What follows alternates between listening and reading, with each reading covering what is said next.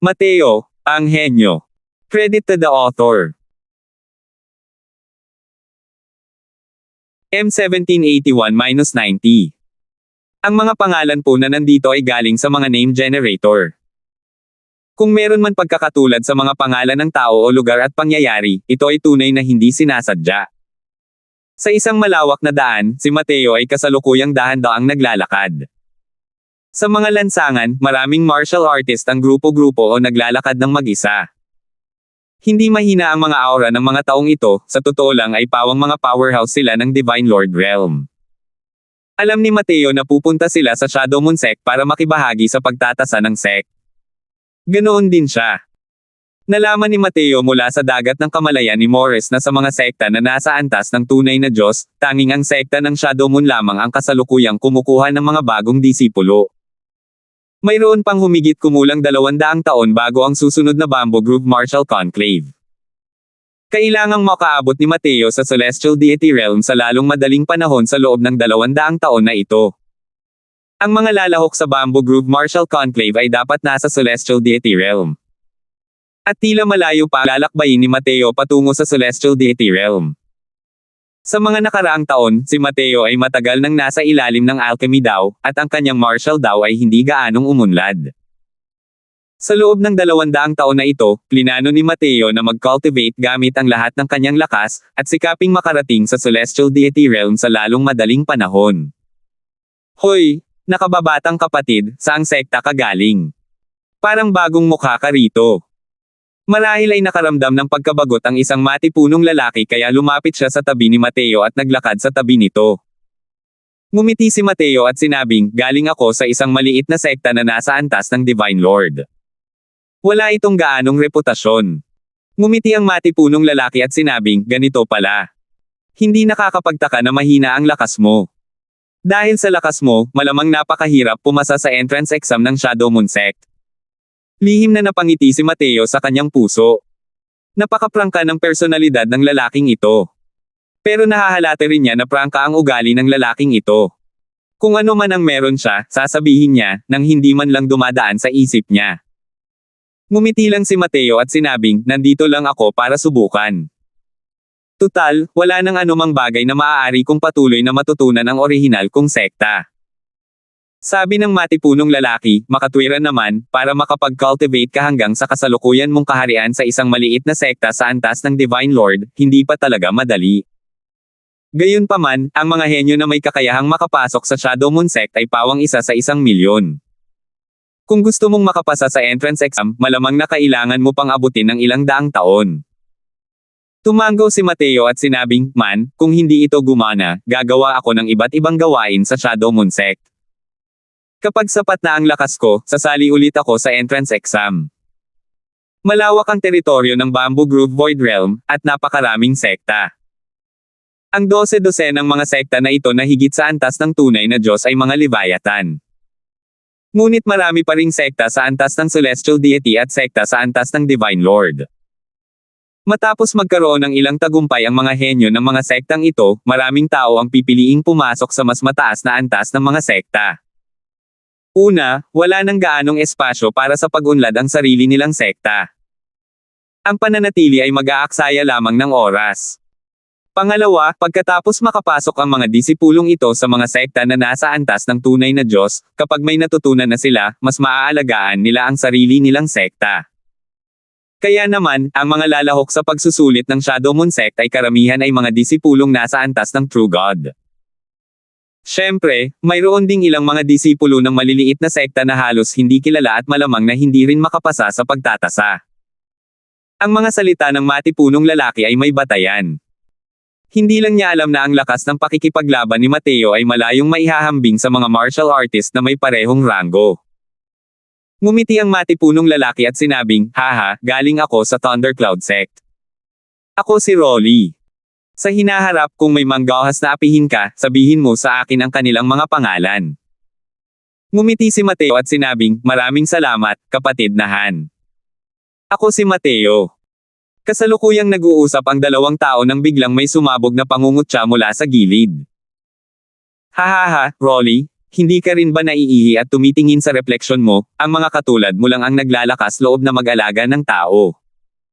Binubuli ko na siya ngayon, kaya naglalakas loob ka bang takpan siya? Tumingin si Mateo sa gilid at nakita ang tatlong kabataang nakasuot ng matingkad na damit na nakatingin kay Rolly na may ngiting hindi maituturing na ngiti, at may bahid ng pangungutya sa kanilang mga mukha. Magkamukha ang tatlong taong ito sa pagitan ng kanilang mga kilay. Isang tingin lang at magkakapatid na sila. Nang makita ni Rolly ang tatlong taong ito, hindi napigilan ang kanyang ekspresyon ng pagbabago. Sinabi niya sa seryosong boses, "Xander, bakit ka nagyayabang? Kung kaya mo, lumapit ka ng mag-isa. Ginagarantiya ko na hindi kita papatulan hanggang mamatay." Lumingon si Rolly at bumulong kay Mateo, ito si Aris, Servius, at Xander, tatlong magkapatid, na nagmula sa Devil Elephant Sect. Sila ay mga sinumpaang kaaway ng ating Thundercloud Sect. Sa sandaling narinig ito ni Mateo, agad niyang naunawaan sa kanyang puso. May paghamak na sinabi ni Xander nang marinig niya ito, "Mas malakas ka lang sa akin ng kaunti. Hindi ka man lang kapantay ng pangalawa kong kapatid. Pero, nangangahas ka pa ring maging basto sa harap naming tatlong magkakapatid. Ang Thundercloud Sect mo ay talagang basura, basta ka na lang nagpapalabas ng isang walang kwentang tulad mo. Maaari ka lang magkunwari sa harap ng ilang maliliit na sekta." Ikinagalit ni Rolly ang mga salitang iyon hanggang sa nagalit ang kanyang ekspresyon. Ang tatlong magkapatid na Xander ay lubos na may talento. Ang lakas ng tatlong tao ay palaging sumusulong sa parehong bilis. Bahagyang mahina si Xander, siya rin ang Peak 7th Firmament Divine Lord. Ang dalawa pa ay mga 8th Firmament Divine Lords. Ang galing talaga ni Rolly. Kamakailan lang siya naging isang 8th Firmament Divine Lord. Pero sa harap ng tatlong magkakapatid na ito, medyo mas malala pa rin ito. "Xander, nang ahas ka bang insultuhan ang sekta kong Thundercloud? Kung may lakas ka ng loob, makipaglaban ka sa akin ng isa-isa." Hindi nang ahas si Rolly na hamanin silang tatlo at tanging mga salita lang ang nagawa niyang gamitin para udyukan si Xander. Pero ngumiti lang si Xander at sinabing, pagkatapos pumasok sa Shadow Moon Sect, marami pang oras para makipaglaban ng mag-isa. Pero ngayon, hey, hindi ba't sinabi mong pinuprotektahan mo ang batang ito? Ngayon, aapihin ko siya. Gusto kong makita kung ano ang gagamitin mo para protektahan siya. Ipapakita ko sa lahat kung gaano kasama ang Thundercloud Sect mo. Kung anong klaseng lakas ang meron ka, wala ka pang ideya. Hindi ka pa nga nakapasok sa sect tapos nang ahas kang protektahan ang mga tao. Nagbago ang ekspresyon ni Rolly at sinabi niya kay Mateo, "Mateo, ako ang nanakit sa iyo. Bilasan mo. Harangan ko siya."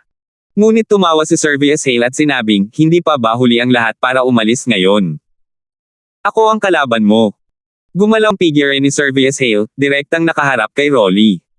Ang lakas ni Rolly ay mas mahina ng isang baitang kaysa kay Servius. Dahil mayroon na siyang kalaban, maaari na lamang niyang tanggapin ang hamon ng pasibo. Kung gusto niyang tumakbo, natural lang na makakatakas siya. Pero kung tatakbo siya, habang si Mateo ay mag-isang humaharap sa magkapatid na Hal Trio, ang magiging kahihinatnan ay magiging napakasama para isipin. Dahan daw ang naglakad si Xander papunta kay Mateo at sinabing may natatawang tingin, "Bata, hindi ka naman talaga tumatakas. Natatakot ka ba talaga? Hey, huwag mo akong sisihin sa pang-aapi sa akin. Gusto mong sisihin ang isang tao, sisihin si Rolly. Sino ang nag-utos sa lalaking iyon na gustuhin ang poster eh? Si Mateo mismo ay nalito rin. Sa paglalakad sa mga kalye, maaari rin siyang mapasama sa ganitong gulo." Gayunpaman, dahil sa lakas ni Xander, hindi niya pa ito sineryoso. Kung hindi niya ito ginalit at nakipagtalo ng ilang beses kay Rolly, kalimutan mo na lang iyon. Pero gusto pa rin niya itong puntahan para guluhin. Napabuntong hininga na lang si Mateo sa kanyang puso, hindi siya mamamatay kung hindi niya hahanapin ang kamatayan. Lahat ay sasali sa pagsusulit ng Shadow Moon Sect. Magiging kapwa-apprentice din tayong lahat sa hinaharap, bakit kailangan pang humantong sa ganito? Tanong ni Mateo nang may kawalan ng magawa. Tungkol sa ganitong uri ng walang kwentang laban, wala talaga siyang ganang sumali rito. Hanggat si Xander mismo ay umaatres, hindi siya bababa sa antas ng kabilang panig. Tumawa ng malakas si Xander nang marinig iyon at sinabing, "Mga kapwa-apprentice. Hahaha, batang lalaki, masyado kang nag-iisip. Sa kaunting lakas mo lang, gusto mo ring makapasa sa pagsusulit ng Shadow Moon Sect. Hindi tayo kailanman magkapareho ng mundo. Kaya, walang paraan para maging magkapareha tayo ng mga apprentice. Nagkibit balikat si Mateo at sinabing, kung gayon. Ngumisi si Xander at sinabing, bata, hinahangaan ko ang iyong kaba. Ngayon, bibigyan kita ng dalawang pagpipilian. Una, lumuhod at sisigaw ng basura ang Thundercloud Sect ng 3 beses. Pangalawa, pupunitin ko ang iyong cultivation, babaliin ang iyong 2 binti, at hahayaan kang gumapang papunta sa Shadow Moon Sect. 1782. Nakakaawa rin ang batang ito, para pangampukawin ang 3 magkapatid na Hale. Hindi ba? Ang 3 magkapatid na Hale ay kilalang mga henyong disipulo sa mga sekta sa antas ng Celestial Deity. Isa lamang ang batang iyon sa 5th Firmament Divine Lord. Sa tingin ba ninyo ay pipiliin niyang Yumoko o baliin ang 2 binti? Talagang para Yumoko. Kahit na masaktan niya ang Thundercloud Sect, hanggat kaya niyang manatili sa Shadow Moon Sect at gumawa ng mga gawaing bahay, palaging may posibilidad na muling bumangon. Dahil may palabas na dapat panoorin, ilang tao ang huminto at nagsiksikan para manood. Kasalukuyan nilang hinuhulaan kung anong opsyon ang pipiliin ni Mateo. Siyempre, karamihan sa mga tao ay naniniwalang pipiliin ni Mateo ang una. Tutal, sa kanilang paningin, imposibleng manalo si Mateo laban sa pinakamataas na 7th Firmament Divine Lord na si Xander Hale. Ngunit ang mga salita ni Xander ay unti-unting nagpalamig sa tingin ni Mateo. Wala silang hinanakit o puot ni Xander. Ngunit inilipat pa rin ng lalaking ito ang kanyang galit sa kanya at nais siyang ipadala sa kanyang kapahamakan dahil kay Rolly. Kung wala akong pipiliin. Malamig na sabi ni Mateo. Ngumiti si Xander at sinabing, dapat kang pumili. Dahil kung hindi ka pipili, tutulungan kitang pumili ng pangalawa. Sabi ni Mateo, kung gayon. Pipiliin ko ang pangatlo. Natigilan si Xander at galit na sinabi, hindi kita binigyan ng ikatlong opsyon. Hindi ka pa rin ba nakakipili? Tutulungan kitang pumili. Ngumiti si Mateo at sinabing, ako ang nagdagdag ng pangatlo. Sama-sama kayong pupunta sa Shadow Moon Sect at sasali sa entrance examination, hindi ba? Nanlamig ang mukha ni Xander at sinabi niya sa malamig na boses, pinaglalaroan mo ba ako? Malamig na sabi ni Mateo, gusto kitang iligtas sa kaunting kahihiyan. Mukhang malaki pa rin ang reputasyon mo, kung matatalo kita sa harap ng napakaraming tao, gaano kalaki ang kahihiyan mo. Nang marinig ito ni Xander, hindi niya napigil ang tumawa ng malakas habang sinasabing, ikaw. Natalo mo ba ako? Hahaha, ito ang pinaka-nakakatawang biro na narinig ko. Bata, nagbago na ang isip ko, ngayon, pupunitin ko ang mga kamay at binti mo. Hindi ka na nga makagapang. Ang mga nakapalibot na tao ay gumamit ng mga matang parang nakatingin sa isang hanggal para tingnan si Mateo. Isang ika-5 langit na Divine Lord na binubugbog ang isang ika-7 langit na Divine Lord, sinusubukan ba niyang magpatawa? May maliit na entablado sa pagitan. Ang ganitong uri ng hanggal ay talagang sasali rin para sa entrance exam ng Shadow Moon Sect. Nakakamangha naman. Galit na galit si Xander kay Mateo. Gumawa siya ng mga kuko gamit ang kanyang mga daliri, at ang world power ng 7th Firmament Divine Lord ay biglang lumabas, diretsyong humawak sa mga braso ni Mateo. Nagkaroon ng kahangahangang momentum si Xander, ang paghawak na ito ay determinadong magtagumpay. Sa oras na ito, naghagi si Mateo ng isang palad na parang kidlat, napakabilis. Pumutok. Umatake si Mateo ng napaka-eksaktong-eksakto, hindi pinansin ang kapangyarihang pandaigdig ni Xander, hinawakan ang hibla sa pagitan ng kanyang hinlalaki at hintuturo at marahas na dinurog. Naputol ang kanyang mga daliri sa tunog nito. ARGHH. Isang sigaw ang narinig, nagbago ang ekspresyon ng mukha ni na Servies at Iris. Nabahala si Servies sa kanyang puso. Napatalsik si Rolly sa isang galaw lamang, tinitigan niya si Mateo at sinabing, Punk, bitawan mo siya. Kung hindi, mamamatay ka ng napakasama. Lahat ay tumingin sa eksenang ito ng may labis na pagkabigla, pakiramdam nila ay labis itong katawa-tawa. Tunay ngang nasupil ang kalaban sa isang galaw lang. Gayunpaman, ito ay lubos na taliwa sa kanilang inaakala. Ang makapangyarihang Xander ay talagang napigilan sa isang galaw. Napao, si Mateo. Niluwagan niya ang 5 daliri niya at binitawan si Xander. Ang 5 daliri ay konektado sa puso, nasaktan si Xander hanggang sa pinagpawisan siya ng malamig. Hindi niya inaasahan na mabibigo ng husto sa isang simpleng gawain, ang galit sa kanyang puso ay umaambon na hanggang langit. Nang sandaling bumitaw si Mateo, ang kaliwang kamay niya ay humawak sa lalamunan ni Mateo na parang kidlat. Gusto niyang kitilin ang buhay ni Mateo. Gayunpaman, mabilis siya, ngunit mas mabilis si Mateo kaysa sa kanya. Pumutok. Isa na namang malutong na tunog na nakakabasag ng buto. Ang 5 daliri ng kaliwang kamay ni Xander ay direktang nabali rin ni Mateo. ARGHH. Mas malakas na sigaw ang pinakawalan ni Xander kaysa kanina, na para bang isang baboy na kinakatay. Maayos at maayos ang galaw ni Mateo, nang walang kahit kaunting kawalang ingat. Muling nagbago ang mga mukha ni na Servies at Aris at galit na sabi nila, "Bata, hindi mo ba naiintindihan ang mga sinasabi namin?" Ngumiti si Mateo at sinabing, "Naiintindihan ko. Hindi ba't bumitaw na ako?" Siya ang naghangad ng kamatayan sa pamamagitan ng pagnanais na patayin ako. 5 daliri lang niya ang nabali ko, kaya maituturing na itong magalang.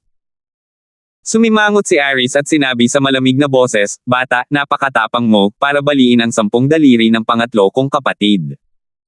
Kung makakaalis kang buhay ngayon, ang 2 salita ni Aris ko ay isusulat ng baliktad." Putok. Hindi pa humihina ang boses niya nang itinaas ni Mateo ang kanyang mga paa at direktang sinipa ang tuhod ni Xander, direktang sinipa ang mga kasukasuan ng kanyang tuhod. Isa na namang matinding sakit na tumutusok sa buto ang naipadala sa kanyang utak. Namilog ang mga mata ni Xander at nawalan siya ng malay sa sakit. Nang marinig ito ni Mateo, bahagya siyang ngumiti at sinabing, "Ang ibig mong sabihin ay kaya ko lang tumayo rito at hayaan siyang patayin ako. Huho, ano pa ang masasabi mo?" Bumantong hininga ng malamig ang lahat sa paligid. Nagulat silang lahat sa lakas ni Mateo, pero mas nagulat sila sa paraan ni Mateo. Pinigilan niya talaga si Xander sa harap ni Aris.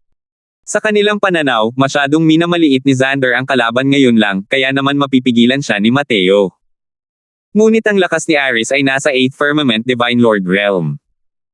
Walang dadang ang ginawa ni Mateo ay paghahangad ng kamatayan. Nang makita ni Aris ang kawawang anyo ni Xander, nanginginig ang mga kalamnan sa kanyang mukha. Ang kalupitan ni Mateo ay siya ring dahilan kung bakit siya labis na nag-aalala. Ilang beses na nagbago ang ekspresyon ng mukha niya at sa wakas ay sinabi niya, "Brat, bitawan mo si Xander, at saka kita hahayaang umalis."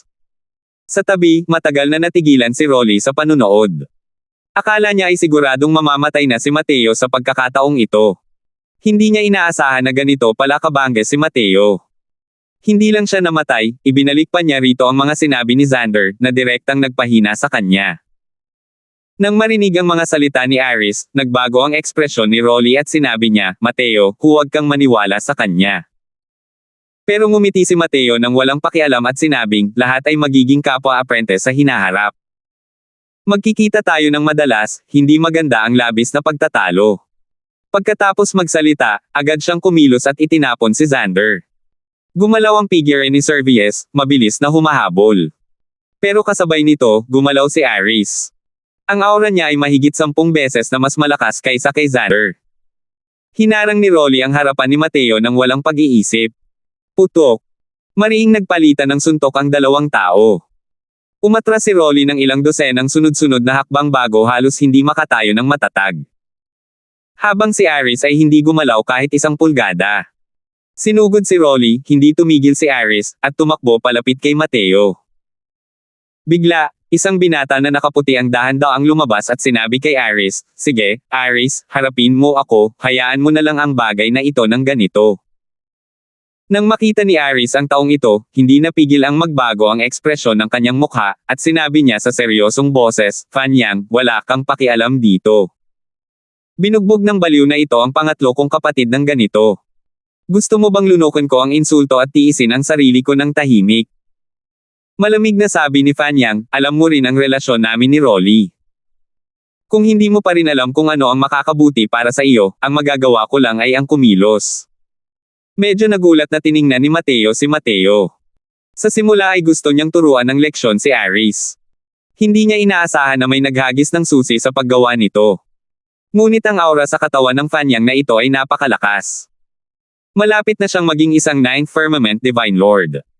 Malinaw na si Aris ay lubhang nag-aalala sa kanya. Ilang beses na nagbago ang ekspresyon ni Aris, at pagkatapos ay nagngingit-ngit siya at sinabing, sige, bibigyan kita ng mukha ngayon. Pero, kapag hindi nakapasa ang batang ito sa entrance exam, tiyak na kukunin ko ang buhay niya. Malamig na sabi ni Fanyang, sa oras na iyon, natural lang na ikaw ang bahala. Lumungkot ang mukha ni Aris at sinabi niya kay Servius, isama mo ang ikatlong kapatid. Tara na. 1783. Sinuri ni Fanyang si Mateo, na nagpapakita ng kuryosidad. Pero tumawa ng malakas si Rolly at sinabing, haha, buti na lang at dumating ka agad, matandang Yang. Kung hindi, mamamatay tayong dalawa rito ngayon. Aris, ang sumpaman na ito, darating ang araw na pagbayaran ko siya. Sinaman siya ng tingin ni Fanyang at sinabing, ang gulo mo talaga. Sumigaw si Rolly ng kawalan ng katarungan habang sinasabing, wala itong kinalaman sa akin. Nakikipag-usap lang ako kay nakababatang Kuya Ye at biglang lumabas ang ilang kasamahan. Pero kung tutuusin, matapat naman si nakababatang Kuya Crosswell. Gusto ko yan. Hindi kita kayang protektahan, pero siguradong kayang protektahan ka ni matandang Yang. Sinaman siya ng tingin ni Fanyang at sinabing, hindi pa tapos ang bagay na ito. Huwag mong kalimutan, ang lahi ng Devil Elephant ay may malaking kapangyarihan at impluensya sa Shadow Moon Sect. May mga tao, kahit ako, na hindi rin kayang galitin sila. Nagbago ang mukha ni Rolly, at nagpakita ng seryosong ekspresyon. Sa sandaling narinig ito ni Mateo, naunawaan niya sa kanyang puso. Tila maraming paksayon din sa Shadow Moon Sect na ito. Pero hindi rin nakakagulat, dahil sa sistema ng Bamboo Grove Void Realm, maraming tao ang nagmula sa iisang sekta. Natural lang na magtutulungan sila. Dahil sa isang pagkakamali, nagalit ang magkapatid na Hale Trio, at dahil sa isang pagkakamali, nagalit din ang buong tauhan ng lahi ng Devil Elephant. Sa kabuuan, si nakababatang Kuya Ye ang magiging kapatid ko, kapatid ni Rolly, sa hinaharap. Kung may maglalakas loob na apihin siya, ako muna ang tatanungin nila. Malamig na sanggal ni Rolly. Ngumiti si Mateo nang marinig iyon at sinabing, kung gayon, kailangan kong magpasalamat ng malaki kay Brother Han. Ngumiti si Rolly at sinabing, pero tungkol dyan, nakababatang Kuya Crosswell, ang lakas mo talaga ang nagpapaiba sa pananaw ko sa iyo. Siguro nga makakapasa ka talaga sa pagsusulit. Sa harap ng tarangkahan ng bundok, nagtipon ang ilang daang powerhouse ng Divine Lord Realm. Sa oras na ito, maraming tao ang nakatingin sa parehong direksyon. Iyon ay isang babaeng nakasuot ng lilang bestida, ang balat ay kason puti ng maputlang krema, may nakakurbang kilay at matingkad na pulang labi. Maituturing siyang isang walang kapantay na kagandahan ng isang henerasyon. Iyan ang Kaniebel ng Immortal Abode Sect. Talagang napakaganda. Nabalitaan kong isa na siyang Peak 9 Firmament Divine Lord sa edad na wala pang 800 taong gulang. Isa siyang tunay na henyo. Dahil sasali ako sa entrance exam ng Shadow Moon Sect ngayon, dapat para sa kapakanan ng mga pwesto ng Bamboo Grove Holy Temple, tama ba? Lihim ding nagulat si Mateo. Ang talento ng Queenie na ito ay halos maihahalin tulad sa Maxine na nakilala niya sa Heavenspan Mountain. Tunay nga, walang kakulangan ng mga henyo sa lahat ng dako. Ngunit bukod kay Queenie, mayroon pa ring dalawang kabataan. Ang mga aura sa kanilang mga katawan ay hindi naman talaga mas mahina kaysa kay Queenie. Ang dalawang iyon, ang isa ay tinatawag na Amber, na nagmula sa Cloud Sword Sect. Ang isa naman ay tinatawag na Hanlan, na nagmula sa Soaring Flower Sect. Kasama ang Immortal Abode Sect ni Queenie, ang tatlong dakilang sektang ito ay pawang mga pinuno ng mga sektang nasa antas ng Celestial Deity. Sa kanilang tatlo na sumasali sa Shadow Moon Sect sa oras na ito, ang kanilang layunin ay malamang para sa kapakanan ng mga mantsa ng Bamboo Grove Holy Temple. Sapat na ang hitsura, Queenie na ganyang kagandahan, wala kang pagkakataon. Kahit na mayroon kang hitsura ng isang magandang lalaki, ang iyong lakas ay masyadong mahina. Nang makita ni Rolly si Mateo na nakatitig sa gilid na iyon, lumapit siya rito para bugbugin ito ng walang awang. Hindi napigilan ni Mateo ang pag-ikot ng kanyang mga mata. Kailan pa siya naging interesado kay Queenie? Habang nag-uusap sila, isang disipulo na nakasuot ng panlabas na kasuotan ng Shadow Moon Sect ang lumapit kay Mateo. Hindi maiwasang magbago ang ekspresyon ni Rolly nang makita niya ang tao. Pagkatapos ay sinabi niya sa isang seryosong boses, si Riley yun. Siya ang senior apprentice brother ng magkapatid na Hale. Madilim ang tingin ni Riley habang sinasabi niya, "Brat, nabalitaan mong inambush mo si Xander at napilayan ang mga kamay at binti niya, kaya hindi siya makakasali sa pagsusulit sa pagkakataong ito." Inatake siya ni Mateo ng napakalakas. Kahit na makain siya ng mga gamot, hindi rin agad gagaling ang kanyang pinsala. Dahil sa sitwasyon ni Xander, tiyak na hindi siya makakasali sa pagsusulit sa pagkakataong ito. At ang mga naruroon ngayon ay sina Aris at Servius lamang. Ngumiti si Mateo nang marinig iyon at sinabing, mali ang pagkakaintindi ni senior apprentice brother. Lumungkot ang mukha ni Riley at sinabing, ang lakas ng loob mong magreklamo. Umiling si Mateo at malamig na sinabi, hindi ko siya inambush, pero hinarang ko siya ng hayagan at diretso. Nagulat si Riley, at saka siya nagsalita ng may matinding galit, "Punk, ang lakas ng loob mong guluhin ako." Sabi ni Mateo, direkta ko lang sinasabi. Bakit? Ipagtatanggol ba ni senior apprentice brother si Xander? Alam ni Mateo na nakaakyat na sila sa bundok ngayon. Hindi nang ahas si Riley na kumilos. Hey, bata, mukhang panatag ka na sa suporta ng isang tao. Pero huwag mong kalimutan, ang entrance exam ngayong unang round ay hindi nagbabawal sa pagpatay. Sabi ni Riley nang may malamig na ngiti. Tumingin si Mateo kina Aris at Servius sa likod ni Riley at may paghamak na sinabi, sa mga katulad nitong dalawang walang kwentang tao. Labis na nagalit sina Aris at Servius nang marinig nila ito at gusto na sanang umatake ngunit pinigilan sila ni Riley. Punk, napakalakas ng loob mo. Nabalitaan kong galing ka sa isang maliit na sekta, kaya malamang hindi mo pa alam kung gaano kalakas ang lahi ng Devil Elephant sa Shadow Moon Sect, di ba? Pero hindi mo rin kailangang malaman yan dahil hindi ka maaaring lumabas ng Shadow Moon Mountain Range, sabi ni Riley nang may malamig na ngiti. Walang imik na sabi ni Mateo, ang pagpunta sa akin ng senior apprentice brother ay para magbitaw ng masasakit na salita. Napakabata naman yan. Gusto ni Riley na makita si Mateo na kumakaway at nagmamakaawa. Hindi niya inaasahan na pinabulaanan pala siya ni Mateo hanggang sa hindi na ito makababa ng entablado. Tiyak na hindi alam ng lalaking ito kung gaano kaitikot ang lakas ng lahi ng mga Devil Elephant. Kaya naman siya nagkakaganito. Pero, hindi na iyon mahalaga. Siguradong patay na ang punk na ito. Nagbago ang ekspresyon ni Riley at sinabi niya sa malamig na boses, magaling, napakagaling. Punk, mararamdaman mo kung gaano kaitikot ang galit ko. Nang makita ng iba ang eksenang ito, sila ay nagulat hanggang sa bumagsak ang kanilang mga panga sa lupa. Bukod sa tatlong dakilang sekta, ang lakas ng Devil Elephant Sect ay walang kapantay. Marami ang kanilang mga powerhouse sa Shadow Moon Sect, masasabing napakalaki ng kanilang kapangyarihan at impluensya.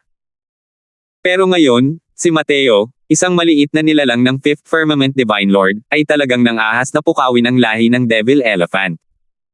Medyo mataba rin ang tiyan ng lalaking ito, di ba? Nagtaas ng thumbs up si Rolly at bumulalas, isang ang mabuting tao. Nakababatang kapatid, ang tapang mo talaga. Isa ng kalahating hakbang na celestial deity powerhouse si Riley, at kalahating talampakan na ang naabot niya para maging isang inner disciple. Gayunpaman, malamang na magagamit niya ang koneksyon ng lahi ng Devil Elephant at mapipilitin ang mga disipulong lalahok sa pagsusulit na ito na ikaw ang targetin. Bahagyang kumunot ang noo ni Fanyang, at sinabi niya, ikaw, bata, isa ka ring manggugulo. Ano ba ang problema sa pagsuko paminsan-minsan? Ang mga kalahok sa pagsusulit ngayon, maraming tao ang hindi mababa sa akin. Isa pa, maganda ang relasyon ng Soaring Flower Sect sa Devil Elephant Sect. Maaaring utusan niya si Hanlon na gumawa ng aksyon para harapin ka. Sa oras na iyon, kahit ako pa, mahirap din itong pigilan. Ngumiti si Mateo at sinabing, mas gugustuhin ko pang mamatay ng nakatayo kaysa mabuhay ng nakaluhod. Gusto mo akong umuko, wala kang pagkakataon. Gusto mo akong patayin, habulin mo ako gamit ang sarili mong kakayahan. Ang pagsusulit sa pagkakataong ito, sina Brother Han at Brother Yang ay bubuo ng isang koponan, ako na lang mag-isa. Nang marinig ito ni Rolly, galit na galit siyang nagsalita, anong sinasabi mo? Naku, ako pa rin ang may gawa ng bagay na ito, paano mo nagawang iwan ang sarili mo? Kung ganyan pa rin ang sinasabi mo, huwag mo akong sisihin sa alitan. Nakaramdam ng init si Mateo sa kanyang puso. Nang magsasalita na sana siya, isang malumanay na boses ang narinig niya mula sa kanyang mga mata. Mayroon ba kayong mga tauhan para bumuo ng isang pangkat? Kung wala, bakit hindi kayo makipagtulungan sa akin? Lumingon si Mateo para tingnan, sino ba iyon kung hindi si Queenie? Napaawang ang bibig ng lahat, hindi makapaniwalang nakatingin sa eksenang ito. Haha, kung gayon. Ang pagsunod sa iyo ay masyadong mapanganib. Mas mabuting iwanan na kita, umubo si Rolly ng 2 beses at sinabing may misteryosong ngiti sa kanyang mukha. 1784. Totoo ba ito? Si Queenie talaga ang nagkusa na imbitahan ang iba na bumuo ng isang koponan. Masyado ring mahina ang lakas ng batang yan, di ba? Bakit hindi niya ako hinanap para bumuo ng team? Nakakainis talaga. Nagulat ang lahat sa mga kilos ni Queenie. Isang pinili ng langit sa henerasyong ito ang talagang nagkusa na bumuo ng isang koponan kasama ang isang baguhang nasa Fifth Firmament Divine Lord. Talagang ikinagulat ito ng mga tao. Lalo na sina Amber at Hanlan, ang mga tinging ipinipilit ng 2 taong iyon ay halos papatay kay Mateo. Hindi lang sila, maging si Mateo mismo ay naguguluhan din at hindi agad bumalik sa kanyang katinoan. Pero nang makabalik siya sa kanyang katinoan, may sinabi siya na lalong ikinagulat ng lahat. Pasensya na, plano kong pumasok sa bundok ng mag-isa. Miss Bale? Maghanap ka naman ng mas may kakayahan, sabi ni Mateo nang may bahagyang ngiti. Ugong. Isang ingay ang umalangaw-ngaw sa buong paligid. Ngayon lang, lahat ng mata ay gustong patayin si Mateo. Pero ngayon, lahat ay nagpakita ng pagkainis sa hindi niya inaasahang pagtingin sa kanya. May problema ba sa utak ang lalaking ito? Hindi ba niya nakita na tinanggihan pa nga ni Queenie sina Amber at Hanlan? Ang makapagpalipis ng 1 buwan sa bundok kasama ang isang walang kapantay na kagandahan, iyon ang isang bagay na hinahangad ng lahat araw at gabi. Kahit mamatay sila, sulit pa rin iyon. Tumanggi talaga ang lokong ito. Dahil dito, si Queenie naman ang gulat na tumingin. Agad na namula ang mukha niya. Siya. Tinanggihan niya talaga siya. Ang dahilan kung bakit hinanap ni Queenie si Mateo ay dahil sigurado siyang hindi tatanggi si Mateo. Sa katunayan, hindi niya kailanman inakalang tatanggi si Mateo. Pero ngayon, siya ay labis na nahihiya. Pagkatapos magmuni-muni sandali, sinabi ni Queenie, maaari ba akong makipag-usap sa iyo? Mahirap bumaba pagkatapos sumakay sa likod ng tigre. Sa kasalukuyan, para kay Queenie, kailangan itong gumana kahit magtagumpay o mabaygo. Tumango si Mateo at pumunta sa isang liblib na lugar kasama si Queenie. Bakit mo ako tinanggihan? Naguguluhan ang itsura ni Queenie, ang kanyang mga salita ay may bahid ng malumanay na kahihiyan, puno ng pagtataka. Sa kanyang pananaw, walang lalaking dapat tumanggi sa kanyang alindog. Parang malinaw na salamin ang isip ni Mateo, pero ngumiti siya at sinabing, Miss Bale, ang isang taong prangka ay hindi nagpapaligoy-ligoy. Pakiramdam mo ay mahina ang aking lakas at gusto mo akong gamitin para mawala ang pang-aasar ng 2 taong iyon. Pakiramdam mo ay hinahangad ko ang iyong kagandahan at papayag ako ng walang paabi, o kaya ay makapasa ako sa unang round ng pagtatasa sa ilalim ng iyong proteksyon. Pero, masasabi kong nagkamali ka ng kalkulasyon. Kung iba pa iyon, tiyak na sasang-ayon sila ng walang pag-aalinlangan. Pero ang iniisip ni Mateo ay higit pa sa iba. Ang pag-asa ni Queenie ay walang halaga kahit 1 sentimo sa harap niya. Hindi niya kailangan ng kagandahan, lalo na ang proteksyon ni Queenie. Kaya, maaari siyang maging malayo kung wala siyang makasariling mga pagnanasa. Bagamat maganda si Queenie, ang nasa isip niya ay hindi gaanong nakakaakit kay Mateo. Kaya naman, nagkamali siya ng kalkulasyon. Biglang natuklasan ni Queenie na napakalinaw pala ng isip ni Mateo. Naintindihan niya na nakikipagnegosasyon si Mateo sa kanya. Gamit ang lakas mo, kung determinado si Riley na harapin ka, wala talagang paraan para mabuhay ka. Kung susundin mo ako, makakapasa ka sa unang round ng assessment ng walang kahirap-hirap. Naguluhan si Queenie, pakiramdam niya ay wala ng dahilan si Mateo para tanggihan ang kanyang mga kondisyon. Ang banta ni Riley kanina lang, ay agad na napansin ni Queenie. Pakiramdam niya ay tiyak na kakailanganin ni Mateo na humingi ng proteksyon sa ilalim ng napakalaking pressure. Bukod pa rito, mahina lang ang lakas ni Mateo. Kung bubuo siya ng isang koponan kasama si Mateo, masasabi ng kahit sino na gusto lang niyang talunin si Amber ng dalawang tao. Para kay Mateo, ang pagdagdag niya ay maaaring magpahintulot kay Mateo na mas mapadali ang paglampas sa round. Sa madaling salita, hanggat sinusundan niya ito, maaaring manalo si Mateo kahit wala lang siyang ginagawa. Ang pagpasa sa unang round ng pagtatasa ay halos walang kahit kaunting kaba. Pero tumanggi si Mateo. Bahagyang ngumiti si Mateo at sinabing, bahala na yan. Isa pa, masyadong may tiwala sa sarili si Miss Bale. Hindi naman kasing hirap nang iniisip mo ang pagpasa sa unang round ng assessment. Walang humpay na ngumisi si Queenie sa kanyang puso. Hindi ba naging mahirap ang unang round? Sinabi na sa kanya iyon, Queenie. Matalino si Queenie, mabilis niyang naintindihan ang nasa isip ni Mateo. Malinaw na naunawaan ni Mateo ang iniisip niya at gusto niya itong pilitin, makipagnegosasyon para sa mga kondisyon. Huminga ng malalim si Queenie, ngunit naging malamig ang kanyang tono nang sabihin niya, nasabi ko na, hindi ko na mababawi pa. Magsalita ka, basta't bubuo ka ng isang koponan kasama ko, maaari mong sabihin ang iyong mga kondisyon. Hindi nakapagsalita si Mateo. Masyadong mataas ang pagmamataas ni Queenie sa sarili.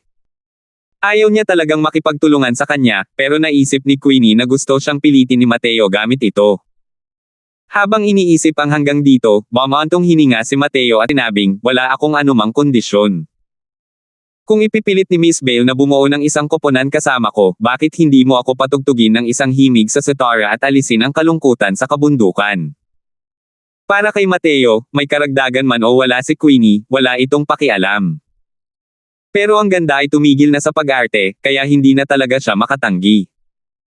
Kaya naman, iyon ang dahilan kung bakit siya pumayag kay Queenie nang may ganitong dahilan. Nalaman ni Mateo mula kay Rolly na ang husay ni Queenie sa pagtugtog ng sitara ay walang kapantay. Iilan lamang ang nakakarinig sa kanyang mga tunog ng sitara. Kaya, iyon ang dahilan kung bakit sinabi iyon ni Mateo. Bahagyang nagulat si Queenie, lalong namula ang kanyang mukha nang sabihin niya ng may nahihiyang galit, ikaw. Kasuklam-suklam na kontrabida. Ikinumpas ni Mateo ang kanyang kamay at walang pakialam na sinabi, kung hindi mo man lang matutugunan ang kahilingang ito, kalimutan mo na lang.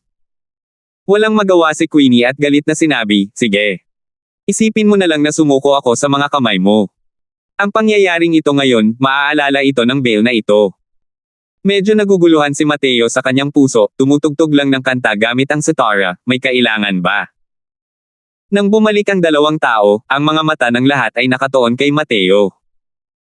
Napakawalang hiya naman ng lalaking ito, mukhang oo nga talaga. Ang ginawa mo kanina lang ay malamang na pagpapaluwag ng linya para mas maayos itong mapigilan mamaya, tama ba? Nakakadiri at walang hiya talaga ang lalaking ito. Habang nakatayo sina Mateo at Queenie, agad na naunawaan ng lahat sa kanilang mga puso. Sa kawalang hiyaan at kawalang hiyaan ni Mateo, makikita rin sa kanilang mga mukha ang kalungkutan at galit. Para bang may sariwang bulaklak na nakadikit sa dumi ng baka. Kahit alam nilang lahat na ginagamit lamang ni Queenie si Mateo. Hindi nagtagal, isang makapangyarihang Diyos ng mga celestial deity ang lumabas mula sa kalangitan at sinabi sa lahat, para kayong lahat ay gustong sumali sa aking Shadow Moon Sect, kailangan ninyong pumasa sa 2 round ng pagsusulit. Ang unang round na ito ay para manghuli ng mababanges na halimaw sa Shadow Moon Mountain Range. Ngayon, malaya kayong magtulungan. Ngunit ang bawat squad ay hindi dapat lumagpas sa 3 tao. Ang mababanges na halimaw na napatay ng pangkaten ay kalahati lamang ng mga napatay ng paisa-isa. Ang pangangaso na ito, ang pagpatay ay hindi pinaghihigpitan. Hanggat mayroon kayong lakas, maaari ninyong agawin ang mababanges na halimaw mula sa kamay ng ibang tao. Sige, simulan na natin ang unang round ng pagtatasa. Kasunod ng utos ng Celestial Deity Powerhouse na iyon, ang mga martial artist ay pumasok sa Shadow Moon Mountain Range ng paisa-isa. Nang makita ng lahat si Mateo na kasama si Queenie, hindi nila maiwasang mainggit. At sa gitna ng karamihan, nang makita ni Riley ang eksenang ito, ang kanyang mga titig ay walang kapantay na malas at walang awa. Punk, sa tingin mo ba ay makakatakas ka sa kamatayan pagkatapos magtago sa likod ng isang babae? Hey, masyado kang nag-iisip. Kahit ang isang henyo na tulad ni Queenie ay hindi rin mapipigilan ang balak ng aking Devil Elephant Sect na patayin ka. 1785. Isang sinag ng malamig na liwanag ang dumaan, ang mabilis at mabangis na enerhiya ng espada ay direktang pumutol sa isang mabangis na halimaw na nasa huling yugto ng ranggo 4. Niyakap ni Mateo ang magkabilang braso at nagpahinga ng walang ginagawa sa tabi. Kunin mo ang malalangit na kristal ng demonyo. Nanlamig ang mukha ni Queenie nang inutusan niya si Mateo. Kapag nakikita niya ang hitsura ni Mateo, magagalit siya. Nakakatawa ang kutob ni Mateo. Galit pa rin sa kanya ang babaeng ito. Mula nang pumasok sa Shadow Moon Mountain Range, hindi kailanman nagpakita ng mabuting saloobin si Queenie kay Mateo. Pero hindi siya tumanggi, lumakad palapit at kinuha ang malalangit na kristal ng demonyo ng maayos at maayos. Matapos ang Demon Core sa loob ng Divine Rank Demonic Beast ay umunlad at maging Heavenly Demon Crystal, sa loob ng Heavenly Demon Crystal ay naglalaman ng lifetime essence ng mabangis na halimaw.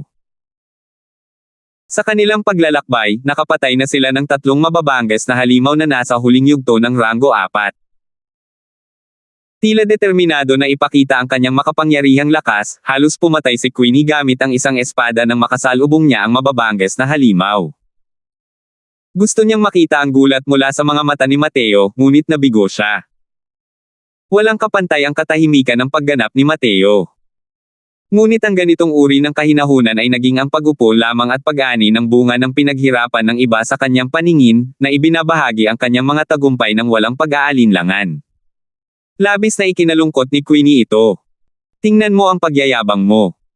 Sa tingin mo ba talaga ay hindi kita kayang alagaan? Ngumisi si Queenie sa kanyang puso. Kinabukasan, sa kabutihang palad, muling nakasagupan ng 2 tao ang isang mabangis na halimaw na nasa huli yugto ng ranggo 4. Mahinahong niyakap ni Mateo ang magkabilang braso, naghihintay na mapanood ang palabas. Biglang sinabi ni Queenie, "Pagod na ako. Iiwan ko na ito sa iyo."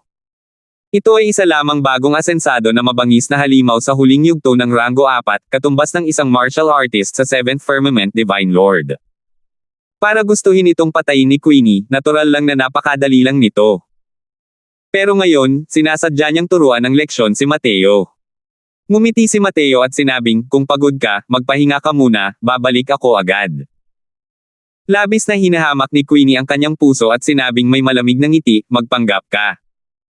Tingnan natin kung kailan ka makakapagpanggap hanggang sa." Bagamat ang Zilong Cloud Eye Beast na ito ay kakapasok pa lamang sa huling yugto ng ranggo 4, ang mga 8th Firmament Divine Lords ay kailangan ding magsikap para harapin ito. Maya-maya, panunoorin kitang magmakaawa sa akin na kumilos ng umiiyak. Swoosh! Tumaas ang espada, bumagsak ang espada. Ang Zilong Cloud Eye Beast na iyon ay halos natamba sa ilalim ng espada ni Mateo nang walang kahit kaunting lakas para lumaban. Nang makita ni Queenie ang eksenang ito, hindi sinasadyang tumalim ang kanyang tingin, na nagpapakita ng isang ekspresyon ng pagkagulat. Paano naging ganito kalakas ang lalaking ito?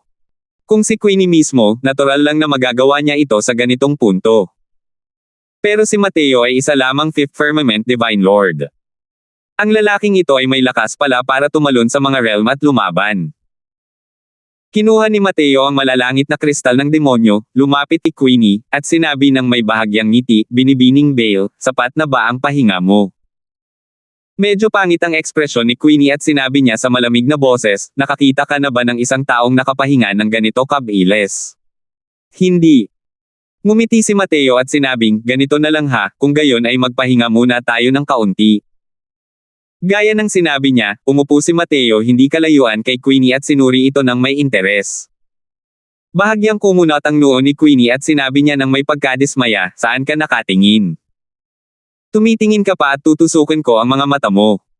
Sa totoo lang, si Queenie ay karaniwang walang ganoong kalamag na personalidad.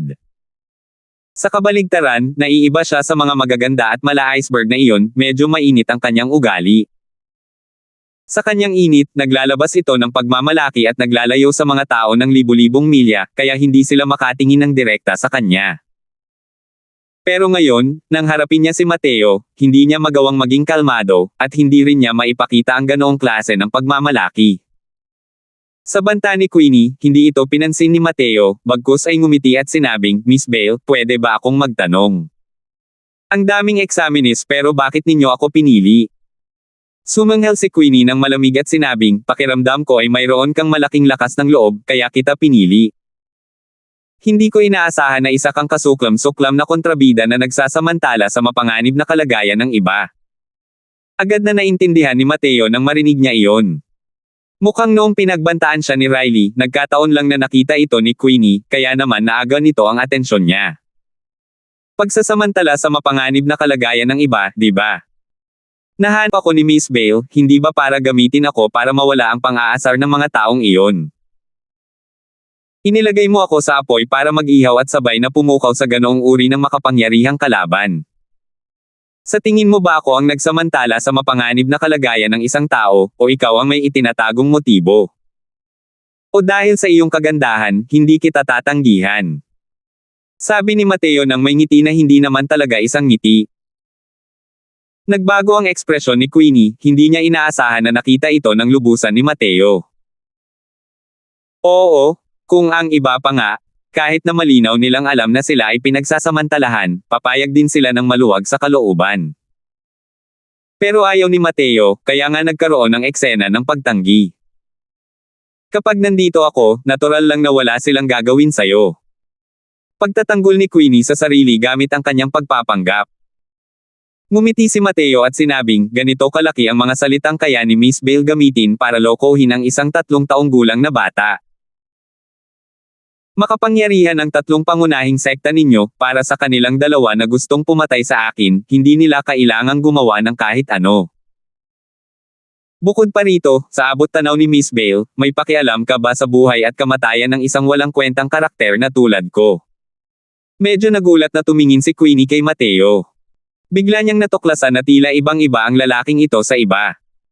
Kahit hindi katandaan si Mateo, kalmado pa rin siya kapag may kinakaharap na problema. Ibang-iba ito sa karaniwang kabataan. Tunay nga, maaaring magbigay siya ng babala pagkatapos dahil sa bagay na ito ngayon, ngunit hindi naman talaga siya mag-aalala tungkol sa buhay at kamatayan ni Mateo. Ang pagkamatay ni Mateo kay Amber ay isang bagay na akma sa inaasahan. Hey, mukhang ang galing pa rin ng batang ito. Nag-uusap lang ang 2 tao nang biglang may narinig silang malamig na tawa. Isang figure ang mabilis na lumabas mula sa kakahuyan. Hanlan. Bahagyang kumunat ang maitim na kilay ni Queenie habang sinasabi niya. Ang lalaking ito na lumalabas, halatang wala siyang mabuting intensyon. Gumamit si Hanlan ng pares ng sakam na mga mata upang tumingin kay Queenie at nakangiting sinabi, Junior Sister Queenie, hintayin mong mapatay ko ang palakang ito, saka kita aabutan. Pagkatapos magsalita, humarap siya kay Mateo at sinabing, Punk, hindi ka dapat bumuo ng team kasama si Junior Sister Queenie. Sa sandaling pumayag ka, dapat alam mo na ang magiging resulta, di ba?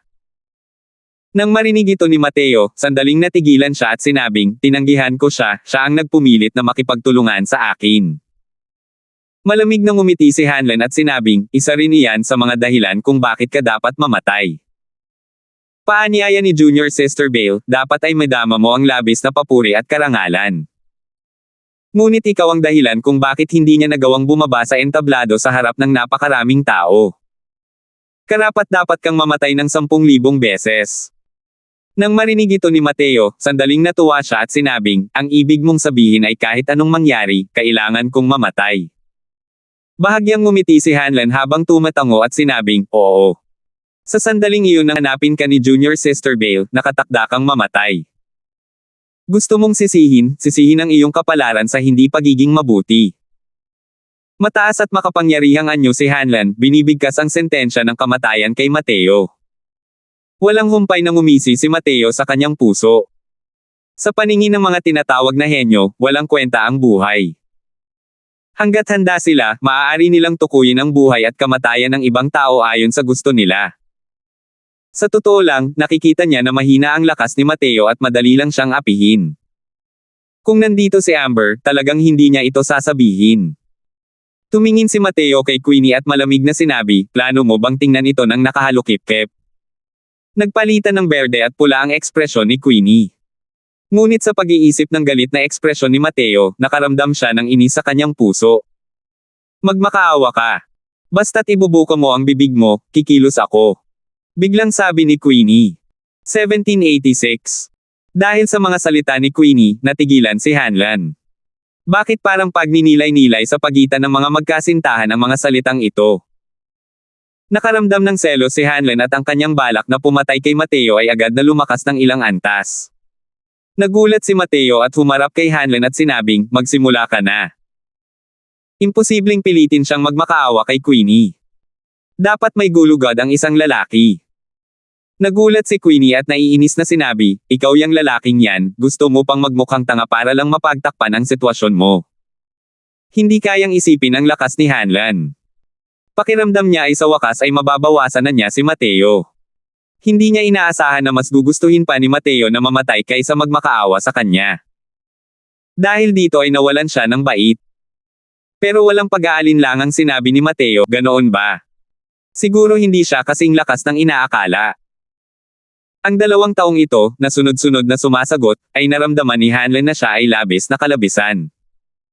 At ito rin ang nagpagalit sa kanya ng husto. Pabaya at bulag na nilalang, pwede ka nang mamatay. Umungol ng malakas si Hanlan, at biglang naglabas ng palad. Ang makapangyarihang pandaigdigang kapangyarihan ng Ninth Firmament Divine Lord ay agad na dumurog mula sa lahat ng direksyon patungo kay Mateo. Nagliliyab na araw, astral palm. Putok.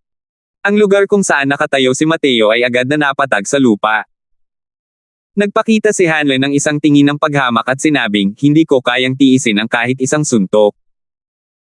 Isang hindi maipaliwanag na bahid ng lungkot ang sumilay sa mga mata ni Queenie. Hindi rin niya alam kung bakit siya nakaramdam ng kawalan. Ito ang lakas mo. Parang hindi naman gaano.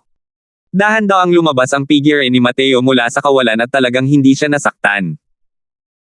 Baka sa mukha ni Hanlan ang hindi makapaniwalang ekspresyon habang sinasabi niya, paano ito nangyari? Malamig na sabi ni Mateo, sabi ko na nga ba, baka hindi ka kasing lakas ng inaakala mo. Sumimangot si Hanlan at galit na sinabi, Punk, huwag kang masyadong magmayabang ng maaga. Hindi ko man lang ginamit ang buong lakas ko ngayon lang. Ngayon, hahayaan kitang tingnan ang tunay kong lakas. Habang nagsasalita, iwinagayway ni Hanlan ang kanyang mahabang sibat, nakakagulat na isa itong mystical na kayamanan ng Diyos ng kalangitan. Ang kanyang aura ay tumaas sa kalangitan, ang kanyang buong pagkatao ay parang isang mahabang sibat, ang momentum ay kamangha-mangha.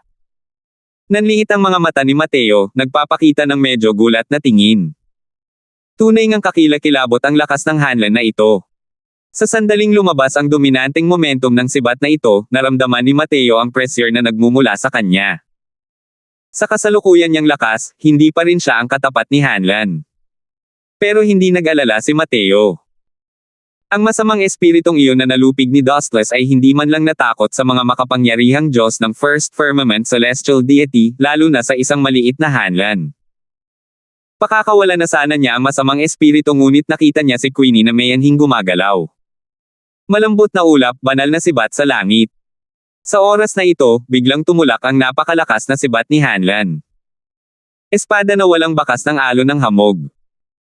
Ang enerhiya ng espada ni Queenie ay labis na nakakapangilabot, sumugod palapit gamit ang isang pauilas na saksak, hinarap ang tiyak na papatay na sibat ni Hanlan.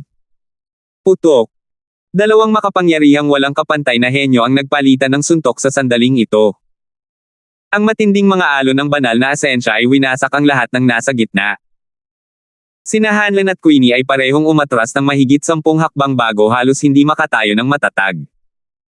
Bilang isang nakamasid, ginamit ni Mateo ang lakas ng 2 tao sa kanyang paningin. Kahit na mukhang pantay ang lakas ng 2 tao, nakipaglaban si Hanlan para sa tabla kay Queenie gamit ang kanyang mapang-ipong sibat na halos natalo na.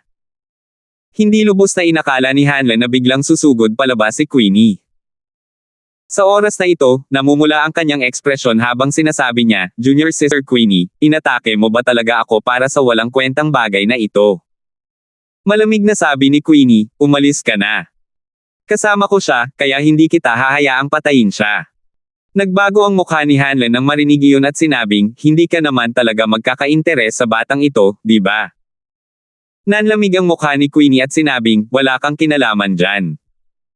Hindi ka pa rin pupunta, huwag mo akong sisihin sa hindi pagiging magalang. Nagalit si Hanlan hanggang sa siya ay magpadyak-dayek na parang baliw. Dala ang kanyang mahabang sibat, itinuro niya ang Mateo sa likuran ni Queenie at sinabing, "Bata, kung ikaw ay isang lalaki, humakbang ka at makipaglaban sa akin ng hayagan at walang kinikilingan. Anong klaseng lalaki ka ba na nagtatago sa likod ng isang babae?" Nakalagay ang dalawang kamay ni Mateo sa likod niya habang mahinahong sinasabi, "Dapat kang magpasalamat kay Miss Bale. Kung hindi, patay ka na siguro ngayon." Nang marinig ni Queenie ang mga salitang ito, hindi niya napigil ang umirap.